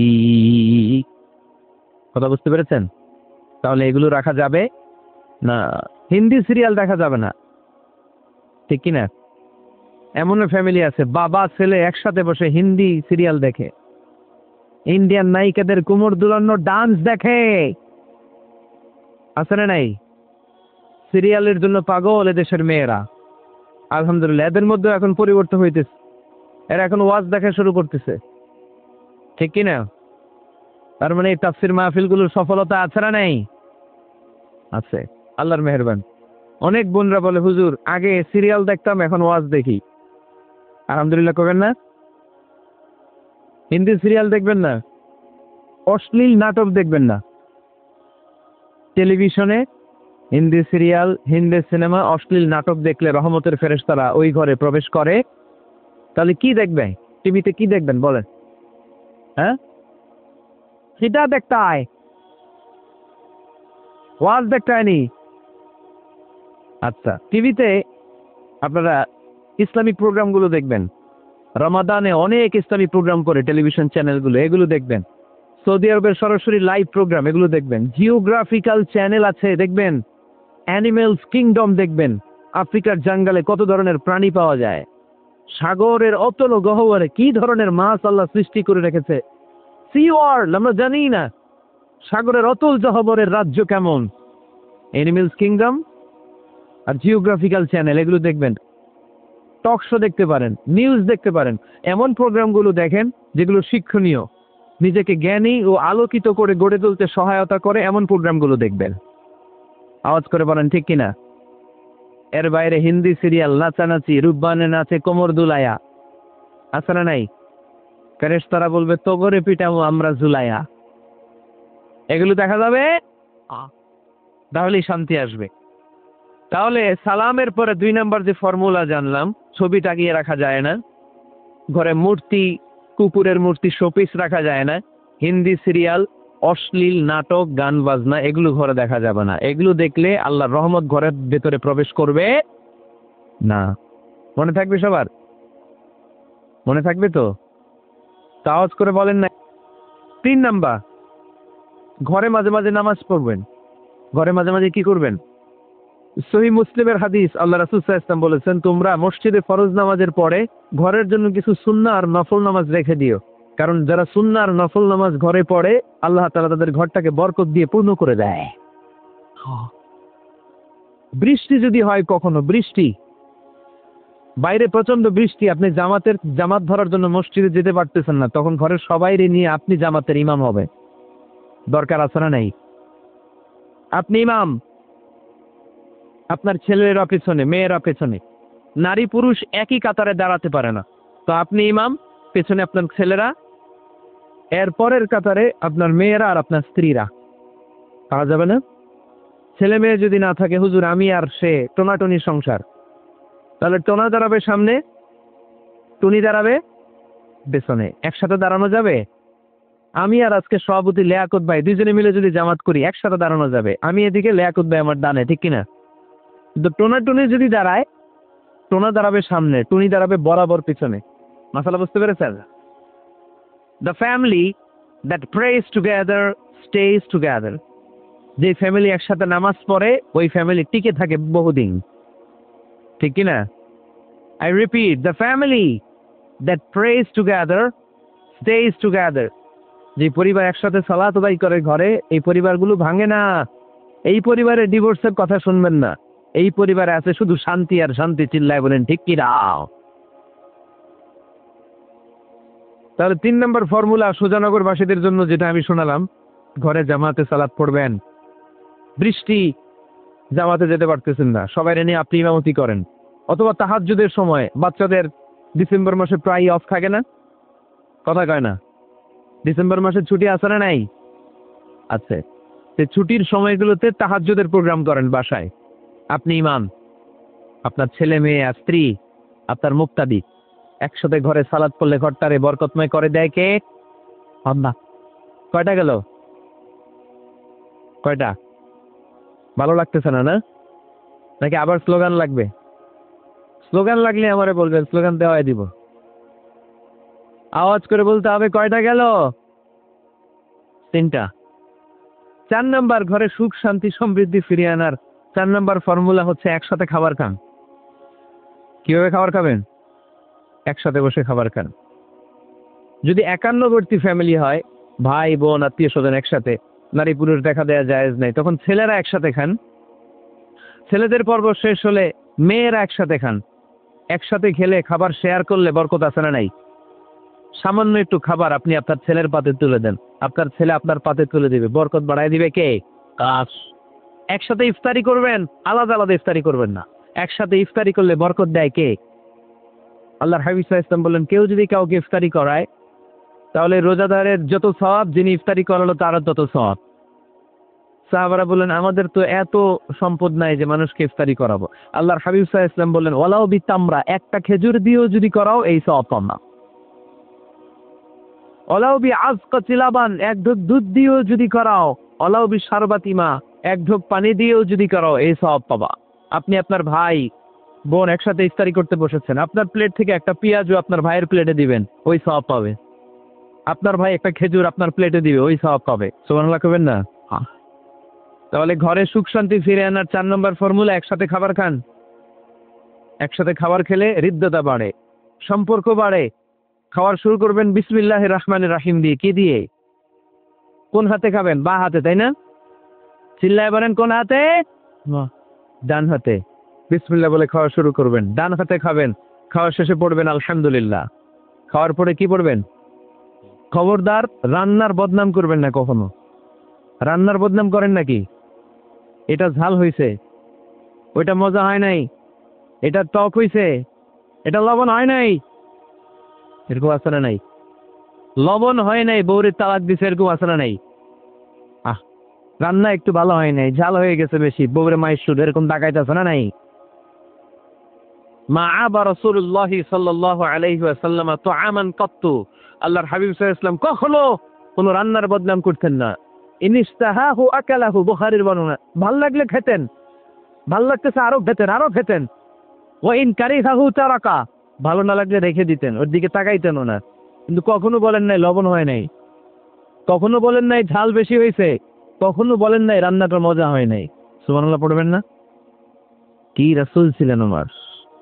এজন্য রান্নার বদনাম করবেন না, একসাথে মিলেমিশে খান, বরকত বাড়ায় দিবে কে? 4টা গেল। 5 নাম্বার, ঘরে কোরআন তেলাওয়াত করু। কি তেলাওয়াত? কোরআন তেলাওয়াত নাই, ঘরে তেলাওয়াত নাই, ফজরের পরে তেলাওয়াত নাই, সব ঘুম আর ঘুম, আছে না নাই? তো রহমত বরকত ঢুকবে কেমনে? ঘরে কোরআন তেলাওয়াত করুন। হাজবেন্ড তার ওয়াইফকে কোরআন তেলাওয়াত শোনাবে, ওয়াইফ তার হাজবেন্ডকে শোনাবে, বাবা তার সন্তানকে শোনাবেন, সন্তান বাবাকে শোনাবেন। প্রতি মাসের জন্য একটা সূরাকে নির্ধারণ করুন যে আমরা সবাই মিলে এই মাসে এই সূরাটা মুখস্থ করব। পারা যাবে? আওয়াজ করে বলেন তো, সূরাতুদ দোহা এটা কি খুব বড় সূরা? কথা কয় না। সূরাতুদ দোহা কি বড় সূরা না ছোট সূরা? তো এক মাসে কি এই সূরাটা মুখস্থ করা যাবে না? কথা বলেন। ওয়াত-তিনি ওয়াজ-যাইতুন ওয়া তুরি সিনিন, এটা কি বড় সূরা? এক মাসে পারা যাবে না? প্রতি মাসের জন্য একটা করে সূরা নির্ধারণ করুন। তাহলে 12 মাসে কয়টা সূরা? আওয়াজ করে বলতে হবে, 12টা সূরা। প্রতি মাসে একটা। আজকে তো 31 নাইট না? কয়টা বাজে? হ্যাঁ, আরো সময় বাকি। 12টা বাজতে বাজতে আরো দেরি অনেক। এখানে পটকা টটকা পূজায় নাকি? জি না, বোমা টোমা জি না। কিছু নাই না? মাশাআল্লাহ, সুজানগরের লোক তো খুব আল্লাহওয়ালা দেখি। আল্লাহ কবুল করুক। তো এই যে নতুন বছরের জন্য প্ল্যান নেন, ঘরটারে কি করে সুখী সমৃদ্ধ বানাবেন। প্রতি মাসের জন্য কয়টা সূরা? 12 মাসে তাহলে কয় সূরা? 12 সূরা। প্রতি সপ্তাহে আপডেট নিবেন, খোঁজ খবর নিবেন, কয় আয়াত হইলো তোমার। স্ত্রীর খোঁজ খবর নিবেন, সন্তানের খোঁজ খবর নিবেন, কয় আয়াত হলো। মাস শেষে সবাই সবার কাছ থেকে শুনবেন, ঘরের বরকত বাড়ায় দিবে কে? এরকম ফ্যামিলি আমাদের সবার হোক, আমরা চাই না? হ্যাঁ, স্ত্রী তার স্বামীকে কোরআন তেলাওয়াত করে শোনায়, স্বামী তার স্ত্রীকে কোরআন তেলাওয়াত করে শোনায়, বাবা তার সন্তানকে কোরআন তেলাওয়াত করে শোনায়, সন্তান তার বাবাকে কোরআন তেলাওয়াত করে শোনায়। আপনার ছেলে মেয়েরা যখন কোরআন পড়ে আওয়াজ করে পড়তে বলেন, যাতে ভুল হলে শুধরে দিতে পারেন। এবং প্রতি মাসে যে সূরাটা মুখস্থ করবেন, ওই সূরাটা তাদাব্বুরে কোরআন করতে হবে, অর্থ জানতে হবে।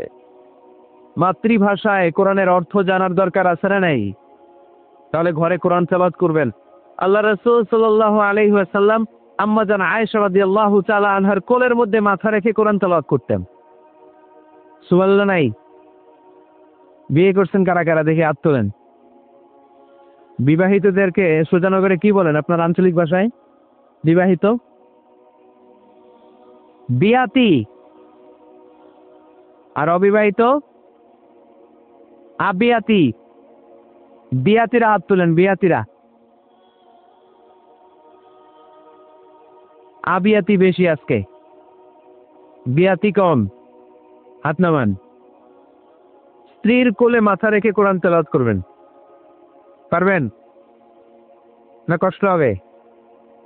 স্ত্রীর কোলে মাথা রেখে কোরআন তেলাওয়াত করবেন, এটা সুন্নাহ। আল্লাহ রাসূল সাল্লাল্লাহু আলাইহি সাল্লাম আম্মা জান আয়েশা রাদিয়াল্লাহু তাআলা আনহার কোলে মাথা রেখে কোরআন তেলাওয়াত করতেন। আম্মা জান আয়েশা রাদিয়াল্লাহু তাআলা আনহা বলেন, কানা রাসূলুল্লাহ সাল্লাল্লাহু আলাইহি ওয়াসাল্লাম ইয়াকরাউল কুরআন ওয়া রাসুহু ফি হাজরি ওয়া আনা হায়েদ। আমার মাসিক চলা অবস্থায়, মেনস্ট্রুয়েশনাল পিরিয়ড চলা অবস্থায় আমার কোলে মাথা রেখে বিশ্বনবী কোরআন তেলাওয়াত করেছেন, আর আমি শুনেছি। চিল্লায় পড়েন সুবহানাল্লাহ। ঘরে শান্তি নাই, কারণ কোরআন তেলাওয়াত নাই। তো কোরআনের তেলাওয়াতও নাই, শান্তিও নাই। আল্লাহ হাবিব সাল্লাল্লাহু আলাইহি ওয়াসাল্লাম বলেছেন, সহিহ মুসলিমের হাদিস, লা তাজআলু বুয়ুতাকুম মাকাবিরা, তোমরা তোমাদের ঘরটারে গোরস্থান বানিয়ে রেখো না। ফাইন্না শাইতানা ইয়ানফিরু মিনাল বাইতিল্লাযী তুকরাউ ফীহি সূরাতুল বাকারা, কারণ শয়তান ওই ঘর থেকে দৌড়ে পালায় যেই ঘরে সূরাতুল বাকারা তেলাওয়াত করা হয়। সুবহানাল্লাহ পড়ে। এজন্য ঘর উদ্বোধনের সময় কোন সূরা পড়তে হয়? সূরা বাকারা। চিল্লায় পড়েন কোন সূরা? আওয়াজ করে পড়েন কোন সূরা? নতুন ঘর করছেন, নতুন দোকান করছেন, নতুন ফ্ল্যাট কিনেছেন, কোন সূরা পড়বেন? সূরাতুল বাকারা। শয়তান ওই ঘরে থাকে না। সহিহ মুসলিমের আরেকটা হাদিসে আল্লাহ রাসূল সাল্লাল্লাহু আলাইহি ওয়াসাল্লাম বলেছেন, ইকরাউ সূরাতাল বাকারা, তোমরা সূরা বাকারা তেলাওয়াত করো। ফাইন্না আখযাহা বারাকা, যে সূরা বাকারা পড়ে আল্লাহ তাআলা ওই ঘরটায় বরকত দেয়। ওয়া তারকাহা হাসারা, আর যে সূরা বাকারা পড়ে না সে খালি আফসোস করে। ওয়ালা ইস্তাতিউল বাতালা, কোন জিন, কোন পেতনি, কোন ব্ল্যাক ম্যাজিক, কোন জাদু টুনা বান ওই ঘরের কোন সদস্যকে কোনো ক্ষতি করতে পারে না। আবার সূরা বাকারায় একটা আয়াত আছে, কোরআনের সর্বশ্রেষ্ঠ আয়াত। বলেন তো আয়াতটার নাম কি? আওয়াজ করে বলেন কোন আয়াত? আল্লাহ হাবিব সাল্লাল্লাহু আলাইহি ওয়াসাল্লাম বললেন, মান ক্বারা আয়াতাল কুরসি দুবুরা কুল্লি সালাতিন মাকতুবা, প্রত্যেক ফরজ সালাতের পরে যে ব্যক্তি আয়াতুল কুরসি পড়বে তার জান্নাতে যাওয়ার ব্যাপারে আর কোনো বাধা থাকবে না। একটা মাত্র বাধা ছাড়া, সেটা হচ্ছে মরণ। লোকটা মরে না তাই জান্নাতে যায় না, মরলেই জান্নাতি। আওয়াজ করে পড়েন আল্লাহু আকবার। তাহলে সংসারে শান্তি আনার 5 নাম্বার পদ্ধতি হচ্ছে ঘরে কোরআন তেলাওয়াত করতে হবে। তাহলে ঘরে সুখ শান্তি আর সমৃদ্ধি আনার 5 নাম্বার ফর্মুলা হচ্ছে ঘরে কোরআনের তেলাওয়াত লাগবে। এখন কোরআনের তেলাওয়াত নাই, কোরআন আমরা শিখাতে চাই না, আছে না নাই? আমরা এখন ধর্মপ্রাণ হয়েছি কোরআন ছাড়া। কি ছাড়া? ধর্মপ্রাণ, ধর্মপ্রাণ, আমরা বড়ই ধর্মপ্রাণ। নামাজ রোজার কিছু নাই, ভুলেও ধরি না কোরআন। ধর্মপ্রাণ।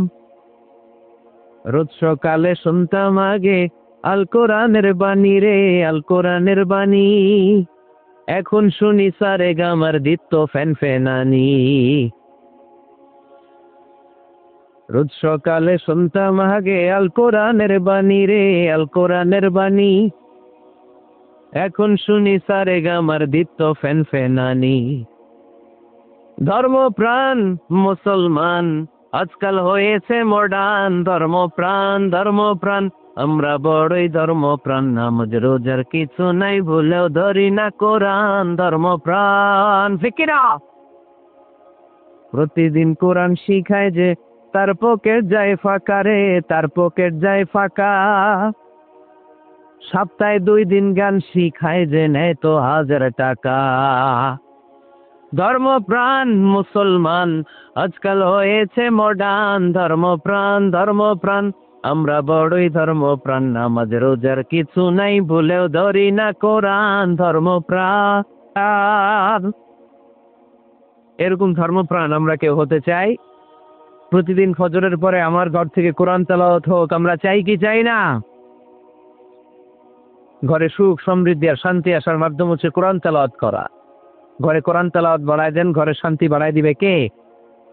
কয়টা গেল? হ্যাঁ, 5টা না? শুনতেছে তোমার সাহেব। 6 নাম্বার হচ্ছে মাঝে মাঝে বেড়াতে যাবেন। ভাবিরি নিয়ে বেড়াতে যাবে, পারা যাবে? জি হয়। এই যে আপনাদের এখানে জাফলং আছে না, জাফলং, আর কি আছে সিলেটে? মাধবকুণ্ড, আর হানফি হাকালুকি, সবচেয়ে বড় হাওর বাংলাদেশে। আমি গিয়েছিলাম একবার। এই হাকালুকিতে যে দুইজন হারায় যাবে, দুইজন দুই দিকে, পারা যাবে?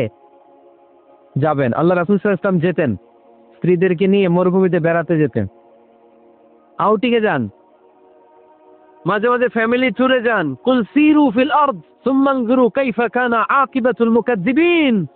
জমিনে ঘুরে বেড়াও আর দেখো মিথ্যাবাদীরা পৃথিবীতে কি করেছে আর তাদের সাথে আমি কি আচরণ করেছি, ঠিক কিনা? সুযোগ হলে মিশরে যান, ফেরাউনের লাশ দেখে আসেন। কারুনের বাড়িতে যান, ধ্বংসস্তূপ দেখে আসেন। পারলে জর্ডানে যান, মৃত সাগর দেখে আসেন। সমকামিতার কারণে লূত আলাইহিস সালামের কওমের লোকদেরকে আল্লাহ জমিন থেকে উঠিয়ে একটা আঘাত করেছেন জমিনে। ফাজআলনা আলিয়াহা সাফিলাহা, জমিনের উপরের মাটিকে আমি নিচে ঢুকিয়েছি, নিচের মাটিকে আমি উপরে ঢুকিয়েছি। উপর থেকে শিলা আর প্রস্তর বৃষ্টি নাজিল করে পুরো জমিনটারে আমি মাসাকার করে দিয়েছি। ওইখানে এখন ডেড সি, লোহিত সাগর, মৃত সাগর। ওখানে কোনো মাছ জন্মায় না, কোনো কাঁকড়া জন্মায় না, ব্যাঙ জন্মায় না, কিচ্ছু জন্মায় না। লবণের ডেনসিটি, ঘনত্ব এত বেশি, ওখানে কোনো মানুষ ডুবেও না। গজবের জায়গা, সুযোগ হলে দেখে আসেন। টাকা পয়সা ভালো থাকলে সময় হলে প্রায়ই ফ্যামিলি মেম্বারদেরকে নিয়ে উমরায় যান। কই যাবেন? উমরায় যান। নবদম্পতি যারা বা রিসেন্টলি তোমরা যারা বিয়ে করতে যাচ্ছ, you are going to be a new couple, পারলে তোমাদের হানিমুনটা উমরায় সেরে ফেলো। পারা যাবে না? স্বামী স্ত্রী দুইজনে মিলে মক্কায় চলে যাও, আল্লাহর ইবাদত, আল্লাহর ঘরে সিজদা দিয়ে নতুন জীবনটাকে নতুন ভাবে শুরু করো। বরকত দিবে কে? তাহলে ঘরে বা ফ্যামিলিতে সুখ সমৃদ্ধি নিয়ে আসার 6 নাম্বার মাধ্যম হচ্ছে আউটিং এ যাওয়া, মাঝে মাঝে বেড়াতে যাওয়া। আল্লাহ রাসূল সাল্লাল্লাহু আলাইহি ওয়াসাল্লাম বেড়াতে যেতেন, সফরে স্ত্রীদেরকে নিয়ে যেতেন। সহিহ বুখারীর বর্ণনা, কানা রাসূলুল্লাহ সাল্লাল্লাহু আলাইহি ওয়াসাল্লাম ইযা আরাদা সাফারান আকরা বাইনা আজওয়াজিহি। আল্লাহ রাসূল সফর করলে কোন স্ত্রীকে নিয়ে যাবেন তিনি স্ত্রীদের নাম লিখে লটারি করতেন। সুবহানাল্লাহ নাই? কি করতেন? কোরআ, আরবিতে বলে কোরআ, বাংলায় বলে লটারি। এই লটারি জায়েজ, এই লটারি জায়েজ আছে। স্ত্রীদের নাম লিখে কোরআ করতেন, লটারি। যার নাম আসতো তাকে নিয়ে আল্লাহর হাবিব সাল্লাল্লাহু আলাইহি ওয়াসাল্লাম সফরে বেরিয়ে যেতেন। সফরে স্ত্রীদের সাথে দৌড়াদৌড়ি করতেন। সুবহানাল্লাহ পড়বেন না? আম্মা জান আয়েশা রাদিয়াল্লাহু তাআলা আনহাকে আল্লাহর হাবিব সাল্লাল্লাহু আলাইহি ওয়াসাল্লাম এত ভালোবাসতেন, আল্লাহর হাবিব সাল্লাল্লাহু আলাইহি ওয়াসাল্লাম বলতেন, আয়েশা চলো দৌড়াদৌড়ি করি। ওই যে দেখা যায় খেজুর গাছ, চলো কে কার আগে যেতে পারে। দুইজন দৌড়ালেন। বিয়ের প্রথম দিকে আম্মা জান আয়েশা রাদিয়াল্লাহু তাআলা আনহা ফার্স্ট হয়ে গেলেন, কারণ তখন তিনি চিকন ছিলেন, এত মোটা ছিলেন না। আবার অনেক বছর পরে আরেক সফরে যখন আম্মা জান আয়েশা সফরে লটারিতে নাম আসলো, ওই সফরে আবার আল্লাহর হাবিব সাল্লাল্লাহু আলাইহি ওয়াসাল্লাম বললেন, আয়েশা চলো আজকেও দৌড়াদৌড়ি করি। দুইজন দৌড় দিলেন। এবার আম্মা জান আয়েশা রাদিয়াল্লাহু তাআলা আনহা জিততে পারলেন না, যেহেতু মোটা হয়ে গেছেন। আল্লাহ রাসূল সাল্লাল্লাহু আলাইহি ওয়াসাল্লাম দৌড়ে গাছ ধরে ফার্স্ট হয়ে গেলেন। সুবহানাল্লাহ পড়েন। আম্মা জান আয়েশা এবার রাগ করে বসে আছেন। আল্লাহর হাবিব সাল্লাল্লাহু আলাইহি ওয়াসাল্লাম বললেন, হাদিহি সাবকাতু বিতিলক, ওই যে কয়েক বছর আগে আয়েশা একদিন রাতে তুমি আমারে হারায় দিছিলা, আজকে তোমারে হারায় ওটার প্রতিশোধ তুলে নিলাম। সুবহানাল্লাহ পড়তে পারলেন না? কি ভালোবাসাবাসি ছিল, কি খুনসুটি ছিল, কি আদর সোহাগের সমৃদ্ধ সুখী শান্তির একটা সংসার ছিল বিশ্বনবী সাল্লাল্লাহু আলাইহি ওয়াসাল্লামের। তিনি স্ত্রীদের সাথে খোশ গল্প করতেন, বিনোদন করতেন, হাসি ঠাট্টা করতেন। তবে এই বিনোদন ছিল সুস্থ বিনোদন, এই রসিকতা ছিল সুস্থ রসিকতা, ঠিক কিনা? আমরা এটা করতে চাই না। অনেকের চেহারা, আমাদের চেহারার মধ্যে কোনো হাসি নাই, খালি রাগ আর রাগ, আছে না নাই? অনেকে দেখবেন 5 বছরে একবারও হাসে নাই। সুজানগরে আলহামদুলিল্লাহ এরকম নাই। সুজানগরে এই যে সবাই হাসতেছে, সবার মুখে হাসি। হাসবেন, মুচকি হাসবেন, মুচকি হাসি দেওয়া সুন্নাত। আর মুচকি হাসতে পয়সা লাগে না। পয়সা লাগে? তা হাসেন না কেন? মুচকি হাসেন, হাসি দেওয়া সুন্নাত। তো তাহলে 6 নাম্বার যে পদ্ধতি আমরা পেলাম ঘরে সুখ শান্তি আনার, মাঝে মাঝে ফ্যামিলি মেম্বারদেরকে নিয়ে আমরা হাকালুকি হাওড়ে হারিয়ে যাব, আমরা মাধবকুণ্ড বেড়াতে যাব, আমরা জাফলং এ যাব। পারলে আমরা কক্সবাজার সমুদ্র সৈকতে যাব, যেমনটি আল্লাহর হাবিব সাল্লাল্লাহু আলাইহি ওয়াসাল্লাম স্ত্রীদেরকে নিয়ে বেড়াতে যেতেন। ইনশাআল্লাহ পড়েন, পারবেন তো? যাবেন তো সবাই? আচ্ছা। 7 নম্বর পদ্ধতি সংসারে সুখ শান্তি ফিরে আনার, ফ্যামিলি গুরুত্বপূর্ণ বিষয়ে সিদ্ধান্ত নিতে পরামর্শ করবেন। Family meeting. কি করবেন? কি মিটিং? ফ্যামিলি মিটিং করবেন, পরামর্শ। এক্ষেত্রে স্ত্রী, সন্তান, ভাই, বোন, আব্বা আম্মা সবার পরামর্শ নেবেন। অনেকে আছে কারো কথা শোনে না, মনে যা চায় তাই করে, আছে না নাই? পরে আফসোস করে, পরে হাই হাই করে। কারণ যারা পরামর্শ করে এরা কোনোদিন হাই হাই করা লাগে না। চিল্লায় বলেন ঠিক কিনা? এই জন্য আল্লাহ বললেন ওয়াশাবিরহুম ফিল আমরি ফাইযা আযামতা ফাতাওয়াক্কাল আলাল্লাহ। গুরুত্বপূর্ণ বিষয়ে সিদ্ধান্ত নেবার আগে তোমরা পরামর্শ করে নাও। যখন তোমরা পরামর্শ করে সঠিক সিদ্ধান্তে উপনীত হয়ে যাবে, তখন তাওয়াক্কুল করবা একজনের উপর, তিনি কে? সিদ্ধান্ত যখন নিয়ে ফেলবেন আল্লাহর উপর তাওয়াক্কুল করবেন। এই জন্য পরামর্শের কোনো বিকল্প নাই। পরামর্শ নিবেন, স্ত্রীদেরও পরামর্শ নিবেন। অনেকে বলে আরে মেয়ে মানুষ কি পরামর্শ নি, আমি তো সব জানি। এরকম আছে না নাই? না, অনেক সময় নারীদের পরামর্শ কাজে লাগে। আমাদের বোনদের মাথায় ভালো ভালো বুদ্ধি আছে না নাই? বুদ্ধি আছে। আপনারা হুদায়বিয়ার সন্ধির নাম শুনেছেন? কত হিজরিতে? 6ষ্ঠ হিজরিতে 1400 সাহাবা আল্লাহ রাসূল সাল্লাল্লাহু আলাইহি ওয়াসাল্লামকে নিয়ে উমরা করার জন্য গেল, কিন্তু কাফেররা মক্কায় ঢুকতে দিবে না।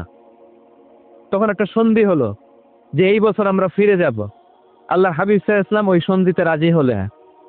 আংটির মধ্যে মুহাম্মদ রাসূলুল্লাহ সিল মারলেন, রাজি। কিন্তু সাহাবারা রাজি না। সাহাবারা বললেন ইয়া রাসূলুল্লাহ, এত কষ্ট করে 1400 সাহাবা উমরা করার জন্য এসেছি, উমরা না করেই আমরা ফিরে যাব, আমরা যাব না। আল্লাহ হাবিব সাল্লাল্লাহু আলাইহি ওয়াসাল্লাম এদেরকে আদেশ করলেন কুমু ওয়ানহারু, যেহেতু সন্ধি হয়েছে আমি সন্ধি ভঙ্গ করতে পারবো না। সন্ধির নিয়ম অনুযায়ী এবছর আমরা ফিরে যাব, আমরা উমরা করব না। আর যেহেতু আমরা পশু নিয়ে এসেছি, সবাই পশু জবাই করো, মাথার চুল হালাক করে হালাল হয়ে যাও। কিন্তু কেউ কথা শোনে না, কেউ কথা শোনে না। 1400 সাহাবা বসে আছে। আল্লাহ রাসূল সাল্লাল্লাহু আলাইহি ওয়াসাল্লাম ধমক দিয়ে আদেশ করলেন কুমু ওয়ানহারু, দাঁড়াও, পশুগুলোকে জবাই করো, মাথার চুল ফেলে দিয়ে হালাল হয়ে যাও। কেউ কথা শুনে না। আবার বললেন কুমু ওয়ানহারু, 1400 সাহাবা, কেউ শুনে না। আল্লাহর হাবিব সাল্লাল্লাহু আলাইহি ওয়াসাল্লাম এত বিব্রতকর পরিস্থিতিতে কখনো পড়েন নাই, কোনোদিন না। মনটা খারাপ করে আল্লাহ রাসূল সাল্লাল্লাহু আলাইহি ওয়াসাল্লাম তাঁবুর ভিতরে ঢুকে গেলেন। ওই সফরে লটারিতে নাম এসেছিল উম্মে সালামা রাদিয়াল্লাহু তাআলা আনহা। সুবহানাল্লাহ পড়বেন না? উম্মে সালামা রাদিয়াল্লাহু তাআলা আনহা আমাদের আম্মা জান, আল্লাহ রাসূল সাল্লাল্লাহু আলাইহি ওয়াসাল্লামের স্ত্রী। বিষ্ণু ঈসা ইসলামকে চিন্তিত আর বিমর্ষ দেখে জিজ্ঞেস করলেন ইয়া রাসূলুল্লাহ, কি সমস্যা? আল্লাহর হাবিব সাল্লাল্লাহু আলাইহি ওয়াসাল্লাম পুরো ঘটনাটা খুলে বললেন। খুলে বলার পরে এবার উম্মে সালামা বলেন ইয়া রাসূলুল্লাহ, আমার মাথায় এক বুদ্ধি আছে। আমার মাথায় কি আছে? এক বুদ্ধি আছে, আপনি চাইলে এটা আমল করতে পারেন। আল্লাহর হাবিব সাল্লাল্লাহু আলাইহি ওয়াসাল্লাম বললেন কি বুদ্ধি আছে তোমার মাথায়, বলো। উম্মে সালামা রাদিয়াল্লাহু তাআলা আনহা বললেন ইয়া রাসূলুল্লাহ সাল্লাল্লাহু আলাইহি ওয়াসাল্লাম, আপনি কারোর সাথে কথা বলবেন না, কাউকে আদেশ করবেন না। আপনি নিজে ঘর থেকে এখন বের হয়ে যাবেন, নিজেই আপনার ওটটাকে আপনি নহর করে ফেলবেন, মানে জবাই করে ফেলবেন। এরপর আপনার চুল যে সাহাবা সব সময় কেটে দেয় তাকে আদেশ করবেন আপনার চুল ফেলে দেওয়ার জন্য। বাকিটা কি হয় নিজেই দেখবেন। সুবহানাল্লাহ পড়বেন না? উম্মে সালামা রাদিয়াল্লাহু তাআলা আনহার পরামর্শ অনুযায়ী আল্লাহর হাবিব সাল্লাল্লাহু আলাইহি ওয়াসাল্লাম তাবু থেকে বের হলেন। নিজ হাতে ছুরি দিয়ে উটকে নহর করলেন। উট জবাই করা যায় না।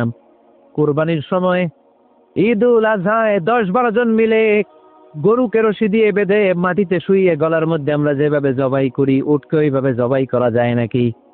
আরব বিশ্বে আমাদের ভাইরা ছিল, তারা জানে উট জবাই হয় না, উটকে করতে হয় নহর। আল্লাহর হাবিব সাল্লাল্লাহু আলাইহি ওয়াসাল্লাম নিজে ছুরি নিয়ে ওটার গলার মধ্যে এরকম খোঁচা মারলেন, ফিনকি দিয়ে ঝমঝম করে রক্ত বেরোতে শুরু করলো, নহর হয়ে গেল। সাহাবারা দৃশ্য দেখে অবাক। আল্লাহর হাবিব বললেন আইনা হালিকি, আমার মাথার চুল হালাক করে দেয় ওই সাহাবী কই? আমার সেলুনম্যান কোথায়? আমার বারবার কোথায়? আল্লাহর হাবিবের কথা শুনে বিশ্বনবীর ওই সাহাবী এসে দাঁড়িয়ে গেল। আল্লাহর হাবিব বলল আমার মাথার চুল তুমি ফেলে দাও। ওই সাহাবী বিশ্বনবীর মাথার চুল ফেলে দিল। এই দৃশ্য দেখে 1400 সাহাবী ধৈর্য ধারণ করতে পারলো না, দাঁড়িয়ে থাকতে পারলো না। এই দৃশ্য দেখা মাত্র 1400 সাহাবী সবাই দাঁড়িয়ে নিজেদের পশু জবাই করে সবাই নিজেদের মাথা হালাক করে হালাল হয়ে গেল। আওয়াজ করে পড়েন আল্লাহু আকবার। The problem solved. কার পরামর্শে? কার পরামর্শে? স্ত্রীর পরামর্শে। আল্লাহর হাবিব সাল্লাল্লাহু আলাইহি ওয়াসাল্লাম কারোর সাথে কথা না বলে বের হয়ে নহর করলেন, নিজের মাথার চুল ফেলে দিলেন।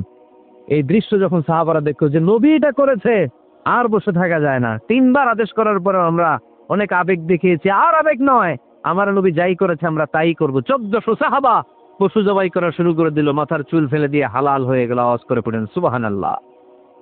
কারণ মানে মাঝে মাঝে নারীদের পরামর্শেরও দরকার আছে না নাই? এজন্য একা একা সিদ্ধান্ত নেবেন না, নারীদের কাছ থেকেও পরামর্শ নেবেন। আল্লাহর হাবিব সাল্লাল্লাহু আলাইহি ওয়াসাল্লাম নারীদের পরামর্শ গুরুত্ব দিয়েছেন। মাঝে মাঝে জুনিয়রদের পরামর্শ নিতে হয়, ছোট্ট বাচ্চাদের পরামর্শ নিতে হয়। ছোট্ট বাচ্চাদেরকে বোকা মনে করবেন না, ছোট্ট ছেলে মেয়েদেরকে বোকা ভাববেন না, ওদের মাথায় বুদ্ধি আছে। মাঝে মাঝে জুনিয়ররা সিনিয়রদেরকে হারায় দেয়, আছে না নাই? আল্লাহর হাবিব সাল্লাল্লাহু আলাইহি ওয়াসাল্লামের একটা বৈশিষ্ট্য ছিল, তিনি কিছু খেলে খাওয়ার পরে বন্টন করলে কোন দিক দিয়ে করতেন? আওয়াজ করে বলেন না। ঠিক ডান দিক থেকে। একবার তিনি দুধ খেলেন, দুধ খেয়ে বন্টন করবেন, কিন্তু ডান দিকে দাঁড়িয়ে ছিল একটা ছোট্ট ছেলে, আর বাঁ দিকে মুরব্বী সাহাবারা। আল্লাহর হাবিব সাল্লাল্লাহু আলাইহি ওয়াসাল্লাম এই ছোট্ট ছেলের কাছ থেকে অনুমতি চাইলেন, কারণ এই ছোট্টদেরও পরামর্শ দরকার আছে না নাই? আল্লাহর হাবিব বললেন আতাযানু লি আন উ'তিয়া হাউলা, আমার স্বভাব হলো খাবার বন্টনের সময় ডান দিক থেকে করি, কিন্তু এখন ডান দিকে তুমি ছোট্ট মানুষ, বাম দিকে বয়স্ক সাহাবারা, তুমি যদি অনুমতি দাও তোমার আগে বয়স্ক সাহাবাদেরকে দিয়ে আমি খাবার বিতরণ করতে চাই। ছোট্ট ছেলেটা বলল, ইয়া রাসূলুল্লাহ লা উসিরু বিনাসিবি মিনকা হালান, আপনার এই বরকতের জিনিস আমি অন্য কাউরে দিতে চাই না, আমার ভাগেরটা আমি আগে খাইতে চাই। যেহেতু হিসাবে আমি পাই, আমার আগে দেন, আমি দিব না। সুবহানাল্লাহ পড়েন। সে যেহেতু রাজি হয় নাই, আল্লাহ রাসূল সাল্লাল্লাহু আলাইহি ওয়াসাল্লাম দিতেও পারে নাই। আল্লাহর হাবিব সাল্লাল্লাহু আলাইহি ওয়াসাল্লাম দুধের পেয়ালাটা মুরব্বীদের হাতে নেহা দিয়ে ছোট্ট বাচ্চার হাতে তুলে দিয়েছে, চিল্লায় পড়েন আল্লাহু আকবার। তাহলে ছোট্ট বাচ্চাদের পরামর্শের দলিল আছে না নাই? আল্লাহ রাসূল সাল্লাল্লাহু আলাইহি ওয়াসাল্লাম একবার ওয়াজ করতেছেন, সহিহ বুখারীর বর্ণনা। আল্লাহর হাবিব সাল্লাল্লাহু আলাইহি ওয়াসাল্লাম বললেন, ইন্না মিনাশ শাজারি শাজারা, এক ধরনের গাছ আছে, লা ইয়াসকুতু ওয়ারাকুহা, যেই গাছের পাতা কোনোদিন ঝরে না, পাতা পড়ে না, একটা গাছ আছে। মাসালুহা কামাসালিল মুসলিম, এই পাতার দৃষ্টান্ত মুসলিমের দৃষ্টান্ত একই। হাদ্দিসুনি মা হিয়া, দেখি তো কোন সাহাবী বলতে পারে এটা কোন গাছ? আল্লাহর হাবিব বললেন, এমন একটা গাছ আছে যে এই গাছের কোনো পাতা ঝরে না। এই পাতার দৃষ্টান্ত, গাছের দৃষ্টান্ত, মুমিনের দৃষ্টান্ত একরকম। ফাহাদ্দিসুনি মা হিয়া, কে আছো বলতে পারো এটা কোন গাছ? কেউ পারে না। সাহাবারা মনে করছে এটা মরুভূমির কোন একটা গাছ হবে। কেউ বাড়ির পাশে যে খেজুর গাছ আছে এটা খেয়াল করেনি, সবাই চলে গেছে অন্য গাছের দিকে। ক্যাকটাস, গুলমলতা, মরুভূমির রেয়ার যে গাছগুলো আছে, দুর্লভ দুষ্প্রাপ্য গাছগুলো, তারা এক একজন একটার পর নাম বলতে আরম্ভ করলো। আল্লাহ রাসূল সাল্লাল্লাহু আলাইহি ওয়াসাল্লাম বললেন হয় নাই, একজন বলে একটা, আল্লাহর হাবিব বললেন হয় নাই। সবশেষে কেউ যখন পারে না, আল্লাহ রাসূল সাল্লাল্লাহু আলাইহি ওয়াসাল্লাম বললেন ইন্নাহা নাখলা, এটা খেজুর গাছ। এটা কি গাছ? সবাই বলেন কি গাছ? খেজুর গাছ। কেউ পারে নাই। ওয়াজ শেষ, নসিহত শেষ, সবাই বাড়ি ফিরে যাচ্ছে। সাইয়েদনা ওমর ফারুক রাদিয়াল্লাহু তাআলা আনহু, উনি ওনার ছেলে আব্দুল্লাহ ইবনে ওমরকে নিয়ে যাচ্ছে। আব্দুল্লাহ ইবনে ওমর হঠাৎ করে বললেন, আব্বা, আল্লাহ রাসূল যখন জিজ্ঞেস করেছিল এটা কোন গাছ, আমি কিন্তু জানতাম এটা খেজুর গাছ, আমি কিন্তু জানতাম। ওমর ফারুক বললেন, বলো নাই কেন? আব্দুল্লাহ ইবনে ওমর বলেন, আব্বা আপনি পারেন না, আমার চাচা আবু বকর পারে না, মুরব্বী সাহাবারা কেউ পারে না, আমি মাঝখান দিয়ে কেমনে বেয়াদবি করি? সুবহানাল্লাহ পড়বেন না? ওমরে ফারুক বললেন, বলো কি, তুমি যদি আজকে বিশ্বনবীর সামনে উত্তরটা দিতে পারতা, আমার ছেলে উত্তর দিতে পেরেছে, এটা জেনে আমার বুকটা এত বড় হয়ে যেত। ও আব্দুল্লাহ, কেন তুমি বললে না? আজকে কেউ প্রশ্নের উত্তর করতে পারে নাই, তুমি যদি বিশ্বনবীর সামনে দাঁড়িয়ে প্রশ্নের উত্তর করতে পারতা, আমার বুকটা এত বড় হয়ে যেত, কেন বললা না? তুমি বললে আমি বড্ড খুশি হয়ে যেতাম। সুবহানাল্লাহ পড়েন। তার মানে মাঝে মাঝে জুনিয়ররা সিনিয়রদেরকেও হার মানায় দেয়, এরকম আছে না নাই? এজন্য পরামর্শ করবেন, অবশ্যই পরামর্শ করবেন। সাইয়েদনা ওমর ফারুক যখন খলিফা, তিনি মুরব্বীদের মিটিং এ একটা ছোট্ট বাচ্চাকে রাখতো, অল্প বয়স্ক এক সাহাবী, ওই সাহাবীর নাম আব্দুল্লাহ ইবনে আব্বাস রাদিয়াল্লাহু তাআলা আনহু। মুরব্বীরা মনে কষ্ট পেলেন, কিরে এই ছেলের সমান নাতি আছে, আমার ঘরে আমার নাতি আছে, এই ছেলের সমান এই ছেলেকে কেন রাখে? ওমর ফারুক বললেন, একদিন দেখাই দিব আপনাদেরকে কেন রাখি। ওমর ফারুক একদিন সবাইকে বললেন, ইজা জা নাসরুল্লাহি ওয়াল ফাতহ, ওয়ারাআইতান নাসা ইয়াদখুলুনা ফি দীনিল্লাহি আফওয়াজা। এটা কোন প্রেক্ষাপটে নাজিল হয়েছে আপনারা কে জানেন বলেন তো? এক সাহাবী বললে এই সূরা দ্বারা বোঝানো হয়েছে আমাদের যখন বিজয় অর্জিত হবে তখন যেন আমরা বেশি বেশি আল্লাহর প্রশংসা করি। ওমর ফারুক বললেন উত্তর হয় নাই। আরেক বয়স্ক সাহাবী বললেন আমাদেরকে রব্বুল আলামিন বড় বড় শহর বিজয়ের ব্যাপারে আদেশ দিয়েছে, এই সূরা দ্বারা আমি এটা বুঝেছি। ওমর ফারুক বললেন হয় নাই। কেউ যখন উত্তর করতে পারে না, ওমর ফারুক বললেন ও আব্দুল্লাহ ইবনে আব্বাস তুমি এই সূরার ব্যাপারে কি জানো? আব্দুল্লাহ ইবনে আব্বাস বলেন হুয়া আজালু রাসূলিল্লাহ, এই সূরা দ্বারা বিশ্ব নবীর আগাম মৃত্যুকে বোঝানো হয়েছে। ইযা জা নাসরুল্লাহি ওয়াল ফাত, নবী হে যখন বিজয় আসবে, আল্লাহর পক্ষ থেকে সাহায্য আসবে, ওয়ারাআইতান নাসা ইয়াদখুলুনা ফি দীনিল্লাহি আফওয়াজা, আপনি দেখবেন দলে দলে বানের পানির মতো লোকজন কালিমার ছাতার নিচে প্রবেশ করতেছে। তো সবাই যখন কালিমা পড়ে মুসলমান হয়ে যাবে, সবাইকে মুসলমান বানানোই ছিল বিশ্বনবীর মিশন। মিশন যখন কমপ্লিট, নবী থাকার পৃথিবীতে আর দরকার নাই। এই সূরা দ্বারা আল্লাহ বুঝিয়েছেন বিশ্বনবী পৃথিবীতে আর বেশি দিন বেঁচে নাই। চিল্লায় বলেন ঠিক কিনা? ওমর ফারুক ডেকে বললেন আব্দুল্লাহ মারহাবা, মারহাবান বিকা ইয়া আব্দুল্লাহ ইবনে আব্বাস। ও আব্দুল্লাহ ইবনে আব্বাস, মাশাআল্লাহ তাবারাকাল্লাহ, কেউ সঠিক উত্তর না দিতে পারলেও তুমি সঠিক উত্তর দিয়েছো। তুমি এই সূরার ব্যাপারে যতটুকু জানো আমিও জানি ততটুকু, পড়েন সুবহানাল্লাহ। তুমি সঠিক উত্তর দিয়েছো। এই হাদিসগুলো প্রমাণ করে মাঝে মাঝে জুনিয়ররা সিনিয়রদেরকেও হারিয়ে দেয়। চিল্লায় বলেন ঠিক কিনা? এজন্য মাঝে মাঝে বাচ্চা ছেলেদেরও পরামর্শের দরকার আছে না নাই? ঘরে সুখ নাই, শান্তি নাই, কারণ পরামর্শ করেন না তো। আব্বা আম্মার পরামর্শ নেন, স্ত্রীদের পরামর্শ নেন, ছেলে মেয়েদের পরামর্শ নেন। গুরুত্বপূর্ণ সিদ্ধান্ত নেওয়ার আগে পরামর্শ করে সিদ্ধান্তগুলো নেওয়ার দরকার আছে না নাই? পরামর্শ করে ফ্যামিলি মিটিং এ যদি আমরা সিদ্ধান্ত নেই, ওই সিদ্ধান্তে বরকত দিবে কে? আওয়াজ করে বলেন ওই ঘরটারে বরকতময় করে কে? কয়টা গেল? 7টা। 8 নাম্বার হচ্ছে প্রত্যেকটা ঘরে এক একটা পারিবারিক পাঠাগার গড়া চাই, ফ্যামিলি লাইব্রেরি। কার কার ঘরে পারিবারিক পাঠাগার আছে দেখি সুজানগরে? মাশাআল্লাহ, মাশাআল্লাহ পড়েন, আওয়াজ করে পড়েন মারহাবা। যাদের ঘরে নাই তাদের ঘরে একটা পাঠাগারের দরকার আছে না নাই? একটা শোকেস বানাবেন, ওখানে ইসলামী বইগুলো রাখবেন, ইসলামী সাহিত্যগুলো রাখবেন, তাফসিরগুলো রাখবেন, হাদিসের বইগুলো রাখবেন। একটা পারিবারিক পাঠাগারের দরকার আছে না নাই? কোরআনের প্রথম আয়াত হয়েছে পড়ো। কোরআনের প্রথম আয়াত কি? আল কোরআনের প্রথম বাণী পড়ো, আল হাদিসে নবীর কথা পড়ো। আল কোরআনের প্রথম বাণী পড়ো, আল হাদিসে নবীর কথা পড়ো। পড়ে পড়ে শেখো, শিখে শিখে তুমি তোমার নিজের জীবন গড়ো। পড়েন আমিন। কোরআনের প্রথম কথা কি? ইকরা, পড়ো। কোরআনের প্রথম কথা কি? ইকরা বিসমি রাব্বিকাল্লাযী খলাক, খলাকাল ইনসানা মিন আলাক। ইকরা ওয়া রাব্বুকাল আকরাম আল্লাযী আল্লামা বিল কলম আল্লামাল ইনসানা মা লাম ইয়ালাম। পড়েন সুবহানাল্লাহ। পড়ো তোমার প্রভুর নামে যিনি তোমায় শিখিয়েছেন। Read in the name of your Lord who has created. পড়ো। পড়ার কোনো বিকল্প নাই, আপনার পড়তেই হবে। বেঁচে আছেন পড়েন, সুস্থ তো পড়েন, অসুস্থও পড়েন, মরে যাচ্ছেন তখনও পড়েন, পড়তে পড়তে মরেন। ও মিয়া, মরার সময় পড়ার দরকার আছে না নাই? মরার সময় পড়বেন লা ইলাহা ইল্লাল্লাহ মুহাম্মাদুর, এটা না পড়লে হবে? তার মানে মরার সময় পড়তে হবে। চিল্লায় বলেন ঠিক কিনা? তাহলে সুখী সমৃদ্ধ আলোকিত একটা পরিবার গড়ার 8 নাম্বার পয়েন্ট হচ্ছে একটা ফ্যামিলি লাইব্রেরি। প্রত্যেকটা ঘরে একটা পাঠাগার থাকা চাই। আজ থেকে এই যে 2019 সালের শেষ রজনী, 2020 সাল শুরু হবে আর ঘন্টাখানিক পরেই আমরা এই সিদ্ধান্ত যেন নেই যে আমাদের প্রত্যেকের ঘরে আমরা যেন ছোট্ট করে একটা পাঠাগার বানাই। ওখানে যেন বিভিন্ন ধরনের বই, বিভিন্ন ধরনের বইয়ের কালেকশন রাখি। বই কিনুন, বই পড়ুন, প্রিয়জনকে বই উপহার দিন। বই কিনে কেউ কোনোদিন দেউলিয়া হয় নাই, ঠিক কিনা? পড়তে রাজি আছেন তো?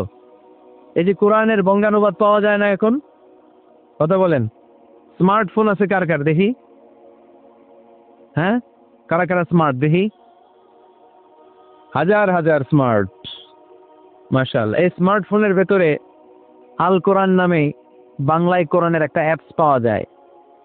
কথা বলেন, পাওয়া যায় কি যায় না? আজকে থেকে এই অ্যাপসটা ডাউনলোড করে প্রতিদিন 1 আয়াত 2 আয়াত 3 আয়াত করে পড়া শুরু করে দেয়। বাঁচতে হলে পড়তে হবে, বাঁচতে হলে জানতে হবে, ঠিক কিনা? এই স্লোগান আমাদেরকে শিখায়। এই স্লোগান তো আল্লাহ, এই স্লোগান দিয়েই তো আল্লাহ কোরআন শুরু করছে। ইকরা বিসমি রাব্বিকাল্লাযী খালাক। বাঁচতে হলে জানতে হবে, বাঁচতে হলে পড়তে হবে, পড়ার কোনো বিকল্প নাই। আওয়াজ করে বলেন ঠিক কিনা? সুজানগরের ভাইয়েরা, মোবাইলের অ্যাপসের ভেতরে আমরা কোরআন রাখতে রাজি আছি তো সবাই? হাদিসের অ্যাপস ডাউনলোড করতে রাজি আছি তো? বাস রাজি আছি, ডাউনলোড করে রাইখা দেবো, আর কেউ পড়বো না নাকি? হ্যাঁ, প্রতিদিন একটা আয়াত হলেও যেন আমরা পড়ি। আল্লাহ যা বলা দরকার সব বলে দিয়ে গেছে, নতুন করে আর কিছু বলবে না। আমরা যেন পড়াশোনা করি, আমরা যেন একটা পাঠাগার বানাই। আবারও কখনো আসার সুযোগ হলে আমি জিজ্ঞেস করবো, যদি আমার মনে থাকে যে আপনাদের পাঠাগার আছে কার কার ঘরে, সেদিন সবার হাত তুলতে হবে। এমনি পারা যাবে তো? আল্লাহ তুমি তৌফিক দাও। কয়টা গেল? 8টা। ঘরের সুখ শান্তি ফিরিয়ে আনার 9 নম্বর খুব জরুরি একটা পয়েন্ট, সেটা হচ্ছে ফ্যামিলি মেম্বারসদের মধ্যে মিউচুয়াল রেসপেক্ট লাগবে, পারস্পরিক শ্রদ্ধাবোধ। কেউ কারো দোষ খোঁজা যাবে না, কিন্তু আমরা দোষ খোঁজায় ব্যস্ত, ঠিক কিনা? ইগো ইগো ইগো আমাদেরকে শেষ করে দিল। ইগো প্রবলেম আছে না নাই? বৌমা শাশুড়ির দোষ খুঁজে, শাশুড়ি দোষ খুঁজে বৌমার। এগুলো আমাদের এলাকায়, সুজানগরে নাই। হ্যাঁ, আছে আছে আছে। আহা, ফ্যামিলিটা জাহান্নামের টুকরা হয়ে গেছে। বউ শাশুড়ি দেখতে পারে না, শাশুড়ি বউ দেখতে পারে না, আছে না নাই? এর কারণটা কি শুনি বলেন। 3টা উত্তর নিবে এখান থেকে। একজন বলেন যে বৌমা শাশুড়ির পিছনে লাইগা থাকে, আর শাশুড়ি বৌমার পিছনে লাইগা থাকে। বৌমা শাশুড়ির ছায়া দেখতে পারে না, শাশুড়ি বৌমার ছায়া দেখতে পারে না। কারণটা কি? একজন এদিকে আওয়াজ করে। আত্মসম্মানের কারণে। তার মানে ইগো ইগো প্রবলেম। এদিকে একজন, ইসলামের জ্ঞান নাই। মাশাআল্লাহ। আর এদিকে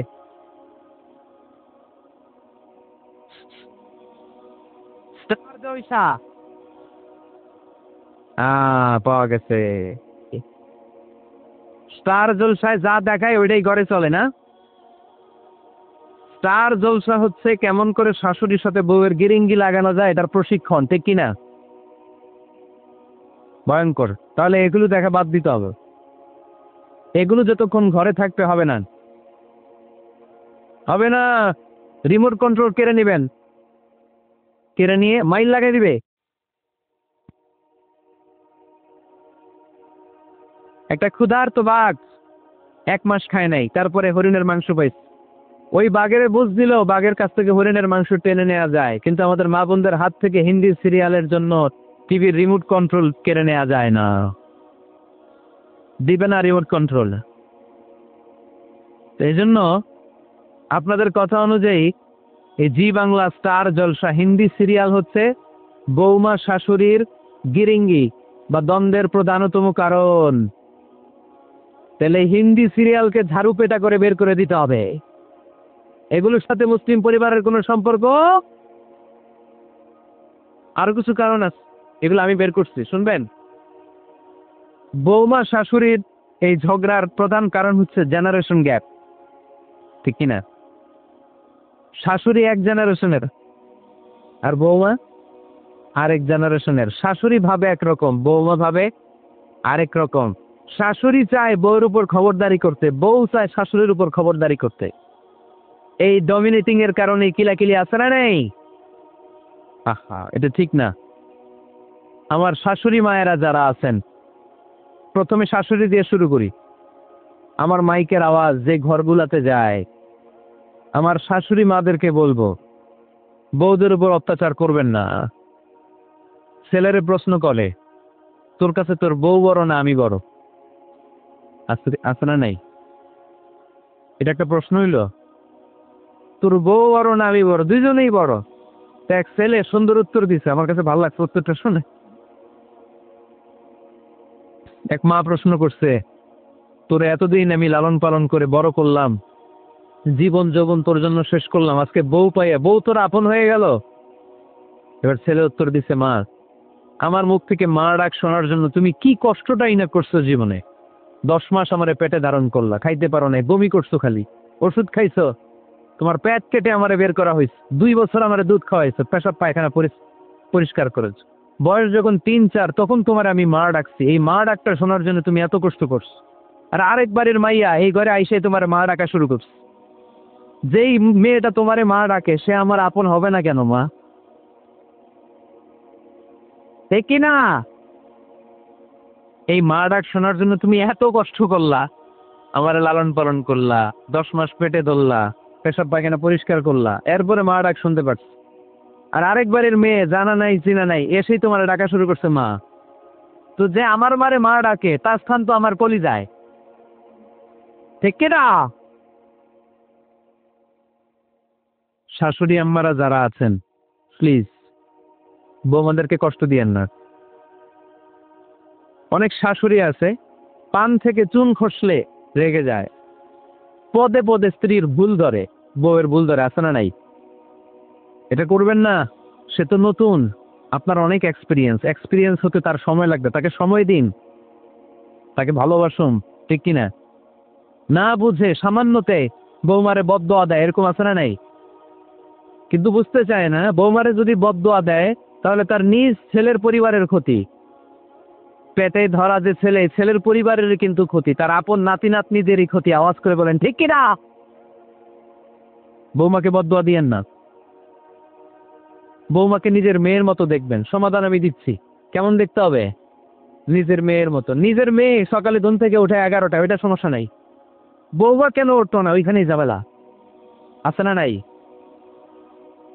মেহেরবানি করে আপনার বৌমাকে আপনার নিজের মেয়ের মতো দেখেন, নিজের মেয়ের যেমনি আদর করেন তাকেও অমনি আদর করেন। আপনার বৌমারে যদি আপনি কষ্ট দেন মনে রাখবেন আপনার নিজের মেয়েটাও আরেক বাড়ির বউ হয়ে কয়েকদিন পরে যাবে। আপনি যা যা করবেন আপনার মেয়েকেও তারা ওই রকম কষ্ট দিয়ে বাড়িতে ফিরিয়ে দিবে। চিল্লায় বলেন ঠিক কিনা? খবরদার, টিট ফর ট্যাট, ইটটি মারলে পাটকেলটি খেতে হয়। এজন্য শাশুড়ি আম্মা জানেরা যারা আছেন বৌমার সাথে খারাপ আচরণ করবেন না মেহেরবানি করে। তাকে আপনি কষ্ট দিলে আপনার নিজের মেয়েটাও আরেক বাড়ির বৌমা হবে, সেও ওই বাড়িতে এই কষ্টগুলো ভোগ করবে। এগুলো যখন আপনি শুনবেন তখন আপনার চোখ দিয়ে পানি পড়বে কি পড়বে না? পড়বে। এবার আসেন বৌমার কথা বলি। বৌমা যারা আছেন মেহেরবানি করে, বৌমা যারা আছেন মেহেরবানি করে আপনার শাশুড়ি আম্মাকে নিজের মায়ের জায়গায় রাখবে। আপনার বাড়ি ছেড়ে নতুন বাড়িতে আসছেন, তো এটাই তো আপনার বাড়ি। আপনার মা রেখে দিয়ে নতুন মা পাইছেন, এটাই তো আপনার মা। তো ওনাকে মায়ের জায়গায় বসাতে আপনার সমস্যাটা কোথায়? বৌমারা খেয়াল রাখবেন, আপনি আপনার শাশুড়ির সাথে যে আচরণটা করতেছেন আপনার শেষ বয়সে আপনার ছেলের বিয়ে দেওয়ার পরে যেই বৌমাটা আসবে ওই আচরণই আপনাকে ফিরিয়ে দিবে। The nature has its own return. প্রকৃতির একটা মাইর আছে, এটা শেষ মাইর, এটা শেষ খেলা। প্রকৃতির খেলা বড় খেলা। আপনি আপনার শাশুড়ির সাথে যে আচরণ করবেন আপনার শেষ বয়সে আপনি একদিন শাশুড়ি হবে, এটা মাথায় রাখবেন। ওই আচরণই আপনি ফিরে পাবেন। আওয়াজ করে বলতে হবে ঠিক কিনা? এজন্য 9 নম্বর পয়েন্টস হচ্ছে মিউচুয়াল রেসপেক্ট। সবাই যেন সবাইকে ভালোবাসি। দোষ ছাড়া মানুষ নাই, সবার দোষ আছে, আমরা যেন একে অন্যের দোষ না খুঁজি। বৌমারা আপনাদের কেন যদি আমার মাইকের আওয়াজ যায়, অল্প কিছু টেকনিক অবলম্বন করলে আপনি আপনার শাশুড়ির মন জয় করতে পারবেন। শাশুড়িরা আসলে বেশি কিছু চায় না, আগের জামানার মানুষ তো, এদেরকে ওইভাবে হাত করতে হবে। মাঝে মাঝে একটু শাশুড়ির মাথায় তেল দিয়ে দেয়া, চুলে তেল দিয়ে দিবেন আর কি, মাঝে মাঝে চুল আশ্রয় দিবেন, এগুলো কিন্তু খুব পছন্দ করে শাশুড়িরা। ওনার প্রেশারটা একটু মেপে দিবেন, ডায়াবেটিক্সের ওষুধটা খাইলেও কিনা সময় মতো খোঁজ নেবেন, কি পছন্দ করে খেতে একটু রান্না করে দিবেন। যেই বক্তার ওয়াজ শুনতে পছন্দ করে ওই বক্তার ওয়াজগুলো ডাউনলোড করে শাশুড়ি আম্মাকে দিবেন, ইসলামী বই দিবেন। দেখবেন বয়স্ক নারীরা মাহফিল যেতে খুব পছন্দ করে, ওয়াজ শুনতে খুব পছন্দ করে, নবীদের কাহিনীগুলো শুনতে পছন্দ করে। বসায় বসায় একটু কাহিনীগুলো শোনাবেন। বাইরে বেরোলে জিজ্ঞেস করেন আম্মা আপনার কিছু লাগবে কিনা। আর একটা টিপস আছে, চুল যখন আঁচড়াবেন আর শাশুড়ির মাথা যখন তেল দিয়ে দিবেন তখন অতীতের কথা জিজ্ঞেস করেন, দেখবেন অতীতের স্মৃতিতে হারিয়ে গিয়েছে আপনার শাশুড়ি। কে জিজ্ঞেস করবেন জানেন? জিজ্ঞেস করবেন আম্মাজান মুক্তিযুদ্ধের সময় আপনার বয়স কত ছিল? ওই সময় মুক্তিযুদ্ধের সময় আপনাদের এলাকায় কি কি হয়েছিল মা? আরেকটা প্রশ্ন করবেন মা বিয়ের সময় আপনি কেমন ছিলেন? ওই দিন দেখবেন বুড়ি আর বুড়ি নাই, জুয়ান হয়ে গেছে। ওই দিন বলবে মা আমি অনেক সুন্দরী ছিলাম, আমার মাথায় অনেক চুল ছিল, আজকে নারী। আমগো গ্রামে আমার সাথে সুন্দরী মাইয়া ছিল না। অতীতের স্মৃতিতে স্মৃতি হাতড়াতে হাতড়াতে তিনি হারিয়ে যাবেন। জিজ্ঞেস করবেন যে মা শীতকালে আপনাদের দেশে কি পিঠা বানাতেন আপনি যখন ছোট ছিলেন, আপনার বাপ চাচারা কি করতো?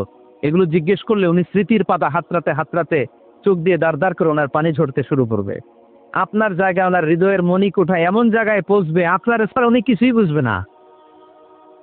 বৌমারা এই অল্প কিছু টিপস অবলম্বন করে আপনারা আপনাদের শাশুড়ির মনকে জয় করতে পারে। শাশুড়ি বৌমার দ্বন্দ্ব আমরা চাইনি।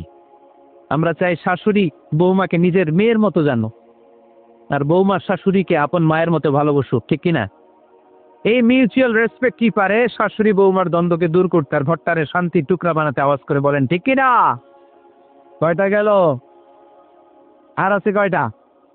দোয়া করবেন একে অপরের জন্য। দোয়া সৈয়দনা ইব্রাহিম ফ্যামিলির জন্য দোয়া করতেন, রব্বি জাআলনি মুকিমাস সালাতি ওয়া মিন যুররিয়াতি রব্বানা ওয়া তাকাব্বাল দুআ। ও আল্লাহ আপনি আমারে নামাজ কায়েমকারী বানান, আমার কলিজার টুকরা সন্তান ইসমাইলকেও নামাজ কায়েমকারী বানান, আমার দোয়াটা আপনার দরবারে আপনি কবুল করে নেন। সুবহানাল্লাহ পড়েন না। রব্বানা إني أسكنت من ذريتي بواد غير ذي زرع عند بيتك المحرم। ও আল্লাহ আমার সন্তান সন্ততি আমার ফ্যামিলিকে ধুধু মরুপ্রান্তর এই উপত্যকার মধ্যে তোমার কাবা ঘরের সামনে রেখে গেলাম, তাদেরকে তুমি নামাজ কায়েমকারী বানিয়ে দিও। গোটা বিশ্বের সব মানুষের অন্তর আমার ফ্যামিলির দিকে আল্লাহ তুমি ঝুঁকিয়ে দিও। অরযুকহুম মিনাস সামারাত, ফলমূল দিয়ে আল্লাহ তুমি তাদেরকে রিজিকের ব্যবস্থা করে দিও। তার মানে সব নবীরা তাদের পরিবারের সদস্যদের জন্য দোয়া করতেন কি করতেন না? আবার করুন আমাদেরকে শিখালো, রাব্বানা হাব লানা মিন আজওয়াজিনা ওয়া মিন যুররিয়াতিনা কুররাতা আ'য়ুন ওয়াজআলনা লিল মুত্তাকিনা ইমামা। ও আল্লাহ এমন নেককার সন্তান এমন নেককার স্ত্রী আপনি আমাকে দান করেন যাদের দিকে তাকালে আমার চোখ দুইটা ঠান্ডা হয়ে যায়। চক্ষু শীতলকারী স্ত্রী দেন। বিয়ে যাদের হয় নাই ইয়াং ছেলেরা এই দোয়াটা করবা। বিয়ের জন্য দোয়ার দরকার আছে না নাই? প্রতিদিন এই দোয়া করবা, আল্লাহ এমন স্ত্রী দেন, এমন জীবন সঙ্গিনী আপনি আমাকে দেন, এমন লাইফ পার্টনার দেন যার দিকে তাকালে আমার চোখ জুড়িয়ে যায়। এমন সন্তান আল্লাহ আপনি আমার ফ্যামিলিতে দেন যাদের দিকে তাকালে আমার চোখ দুইটা ঠান্ডা হয়ে যায়। নেককার সন্তান নেককার স্ত্রী আল্লাহর কাছে দোয়া করে চেয়ে নিতে হয়। তাহলে ফ্যামিলি মেম্বার একে অপরের জন্য দোয়ার দরকার আছে না নাই? বাবা দোয়া করবে ছেলের জন্য, ছেলে করবে বাবার জন্য, মা দোয়া করবে মেয়ের জন্য, মেয়ে করবে মায়ের জন্য, ভাই করবে বোনের জন্য, বোন করবে ভাইয়ের জন্য। দোয়ার দরকার আছে না নাই? দোয়া করবেন সবাই সবার জন্য। তাহলে সুখী পরিবারের ফর্মুলা এই আলোচনায় আমরা 10টা পয়েন্ট শুনলাম। কয়টা? ভুলে গেছে কয়টা? 1 নাম্বার কি ছিল? 1 নাম্বার কি ছিল? সালাম সালাম হাজার সালাম সকল শহীদ স্মরণে আমার হৃদয় রেখে যেতে চায় তাদের স্মৃতির চরণে। পড়েন আমিন। তাহলে ঘরে শান্তি আনার 1 নম্বর মাধ্যম আওয়াজ করে উত্তর দিতে হবে। 1 নম্বর মাধ্যম কি? সালাম দিন, সালামাতে থাকুন। জান্নাতি আমেজ যদি ঘরের মধ্যে পেতে চান সালাম দিন। সালাম মানে শান্তি। সালাম দেই না এজন্য ঘরে শান্তিও নাই। 1 নম্বরে সালাম। 2 নম্বরে হচ্ছে মূর্তি টুর্তি ছবি এগুলো টাঙিয়ে রাখা যাবে, হিন্দি সিরিয়াল উলঙ্গ দৃশ্য এগুলো দেখা যাবে, তাহলে ঘরে শান্তি দিবে কে? 3 নম্বর ঘরে নামাজ পড়তে হবে মাঝে মাঝে। ফরজ নামাজ মসজিদে পড়ে ঘরে এসে সুন্নাহ নফলগুলো অথবা তাহাজ্জুদের সময় জামাতে নামাজ। The family that prays together stays together. যে ফ্যামিলি একসাথে সালাত পড়ে ওই ফ্যামিলি ভাঙে না, ওই ফ্যামিলির পুরো সদস্যদের মধ্যে শান্তি সম্প্রীতি দিয়ে এই সমৃদ্ধি বাড়িয়ে দেয় কে? 4 নম্বর, একসাথে খাবার খাবেন। 5 নম্বর, একে অপরকে কোরআন তেলাওয়াত করে শোনাবেন। ফজরের পরটা যেন হয় কোরআনের সুমধুর ধ্বনি দিয়ে মুখরিত আমাদের ঘর। স্ত্রীর কোলে মাথা রেখে কোরআন তেলাওয়াত করবেন। মাসে একটা সূরা নির্ধারণ করে মুখস্থ এবং তাদাব্বুরে কোরআন বুঝবার চেষ্টা করবেন। 6 নম্বর, বেড়াতে যাবেন। জাফলং, কক্সবাজার, হাকালুকি, হাওরে যেয়ে হারিয়ে যাবেন সবাই। 7 নম্বরে, গুরুত্বপূর্ণ সিদ্ধান্ত নিতে ফ্যামিলি মিটিং করুন। সেক্ষেত্রে স্ত্রী, সন্তান সবার পরামর্শের মতামতের গুরুত্ব দিন। 8 নম্বরে, পারিবারিক পাঠাগার গড়ে তুলে পড়ার অভ্যাস গড়ে তুলে নতুন নতুন বই কিনুন, বই মেলায় যান। সুজানগরে, সিলেটে, মৌলভীবাজারে কোনো বই মেলা হয় কখনো? ওখানে যাবেন, বই কিনেন, বই পড়েন, প্রিয়জনকে বই উপহার দিন। 9 নম্বর, কেউ কারো দোষ খুঁজবেন না। একে অপরের দোষ না খুঁজে একে অপরকে ভালোবাসতে শিখুন। শাশুড়ি বৌমার যে দ্বন্দ্ব আর সংঘাত, এগুলোর নিরসন হয়ে যাবে অচিরেই, ঠিক কিনা? 10 নম্বর পয়েন্ট হচ্ছে, একে অপরের জন্য দোয়া করুন। সবাই সবার জন্য দোয়া করলে ঘরটারে সমৃদ্ধ করে দিবে কে?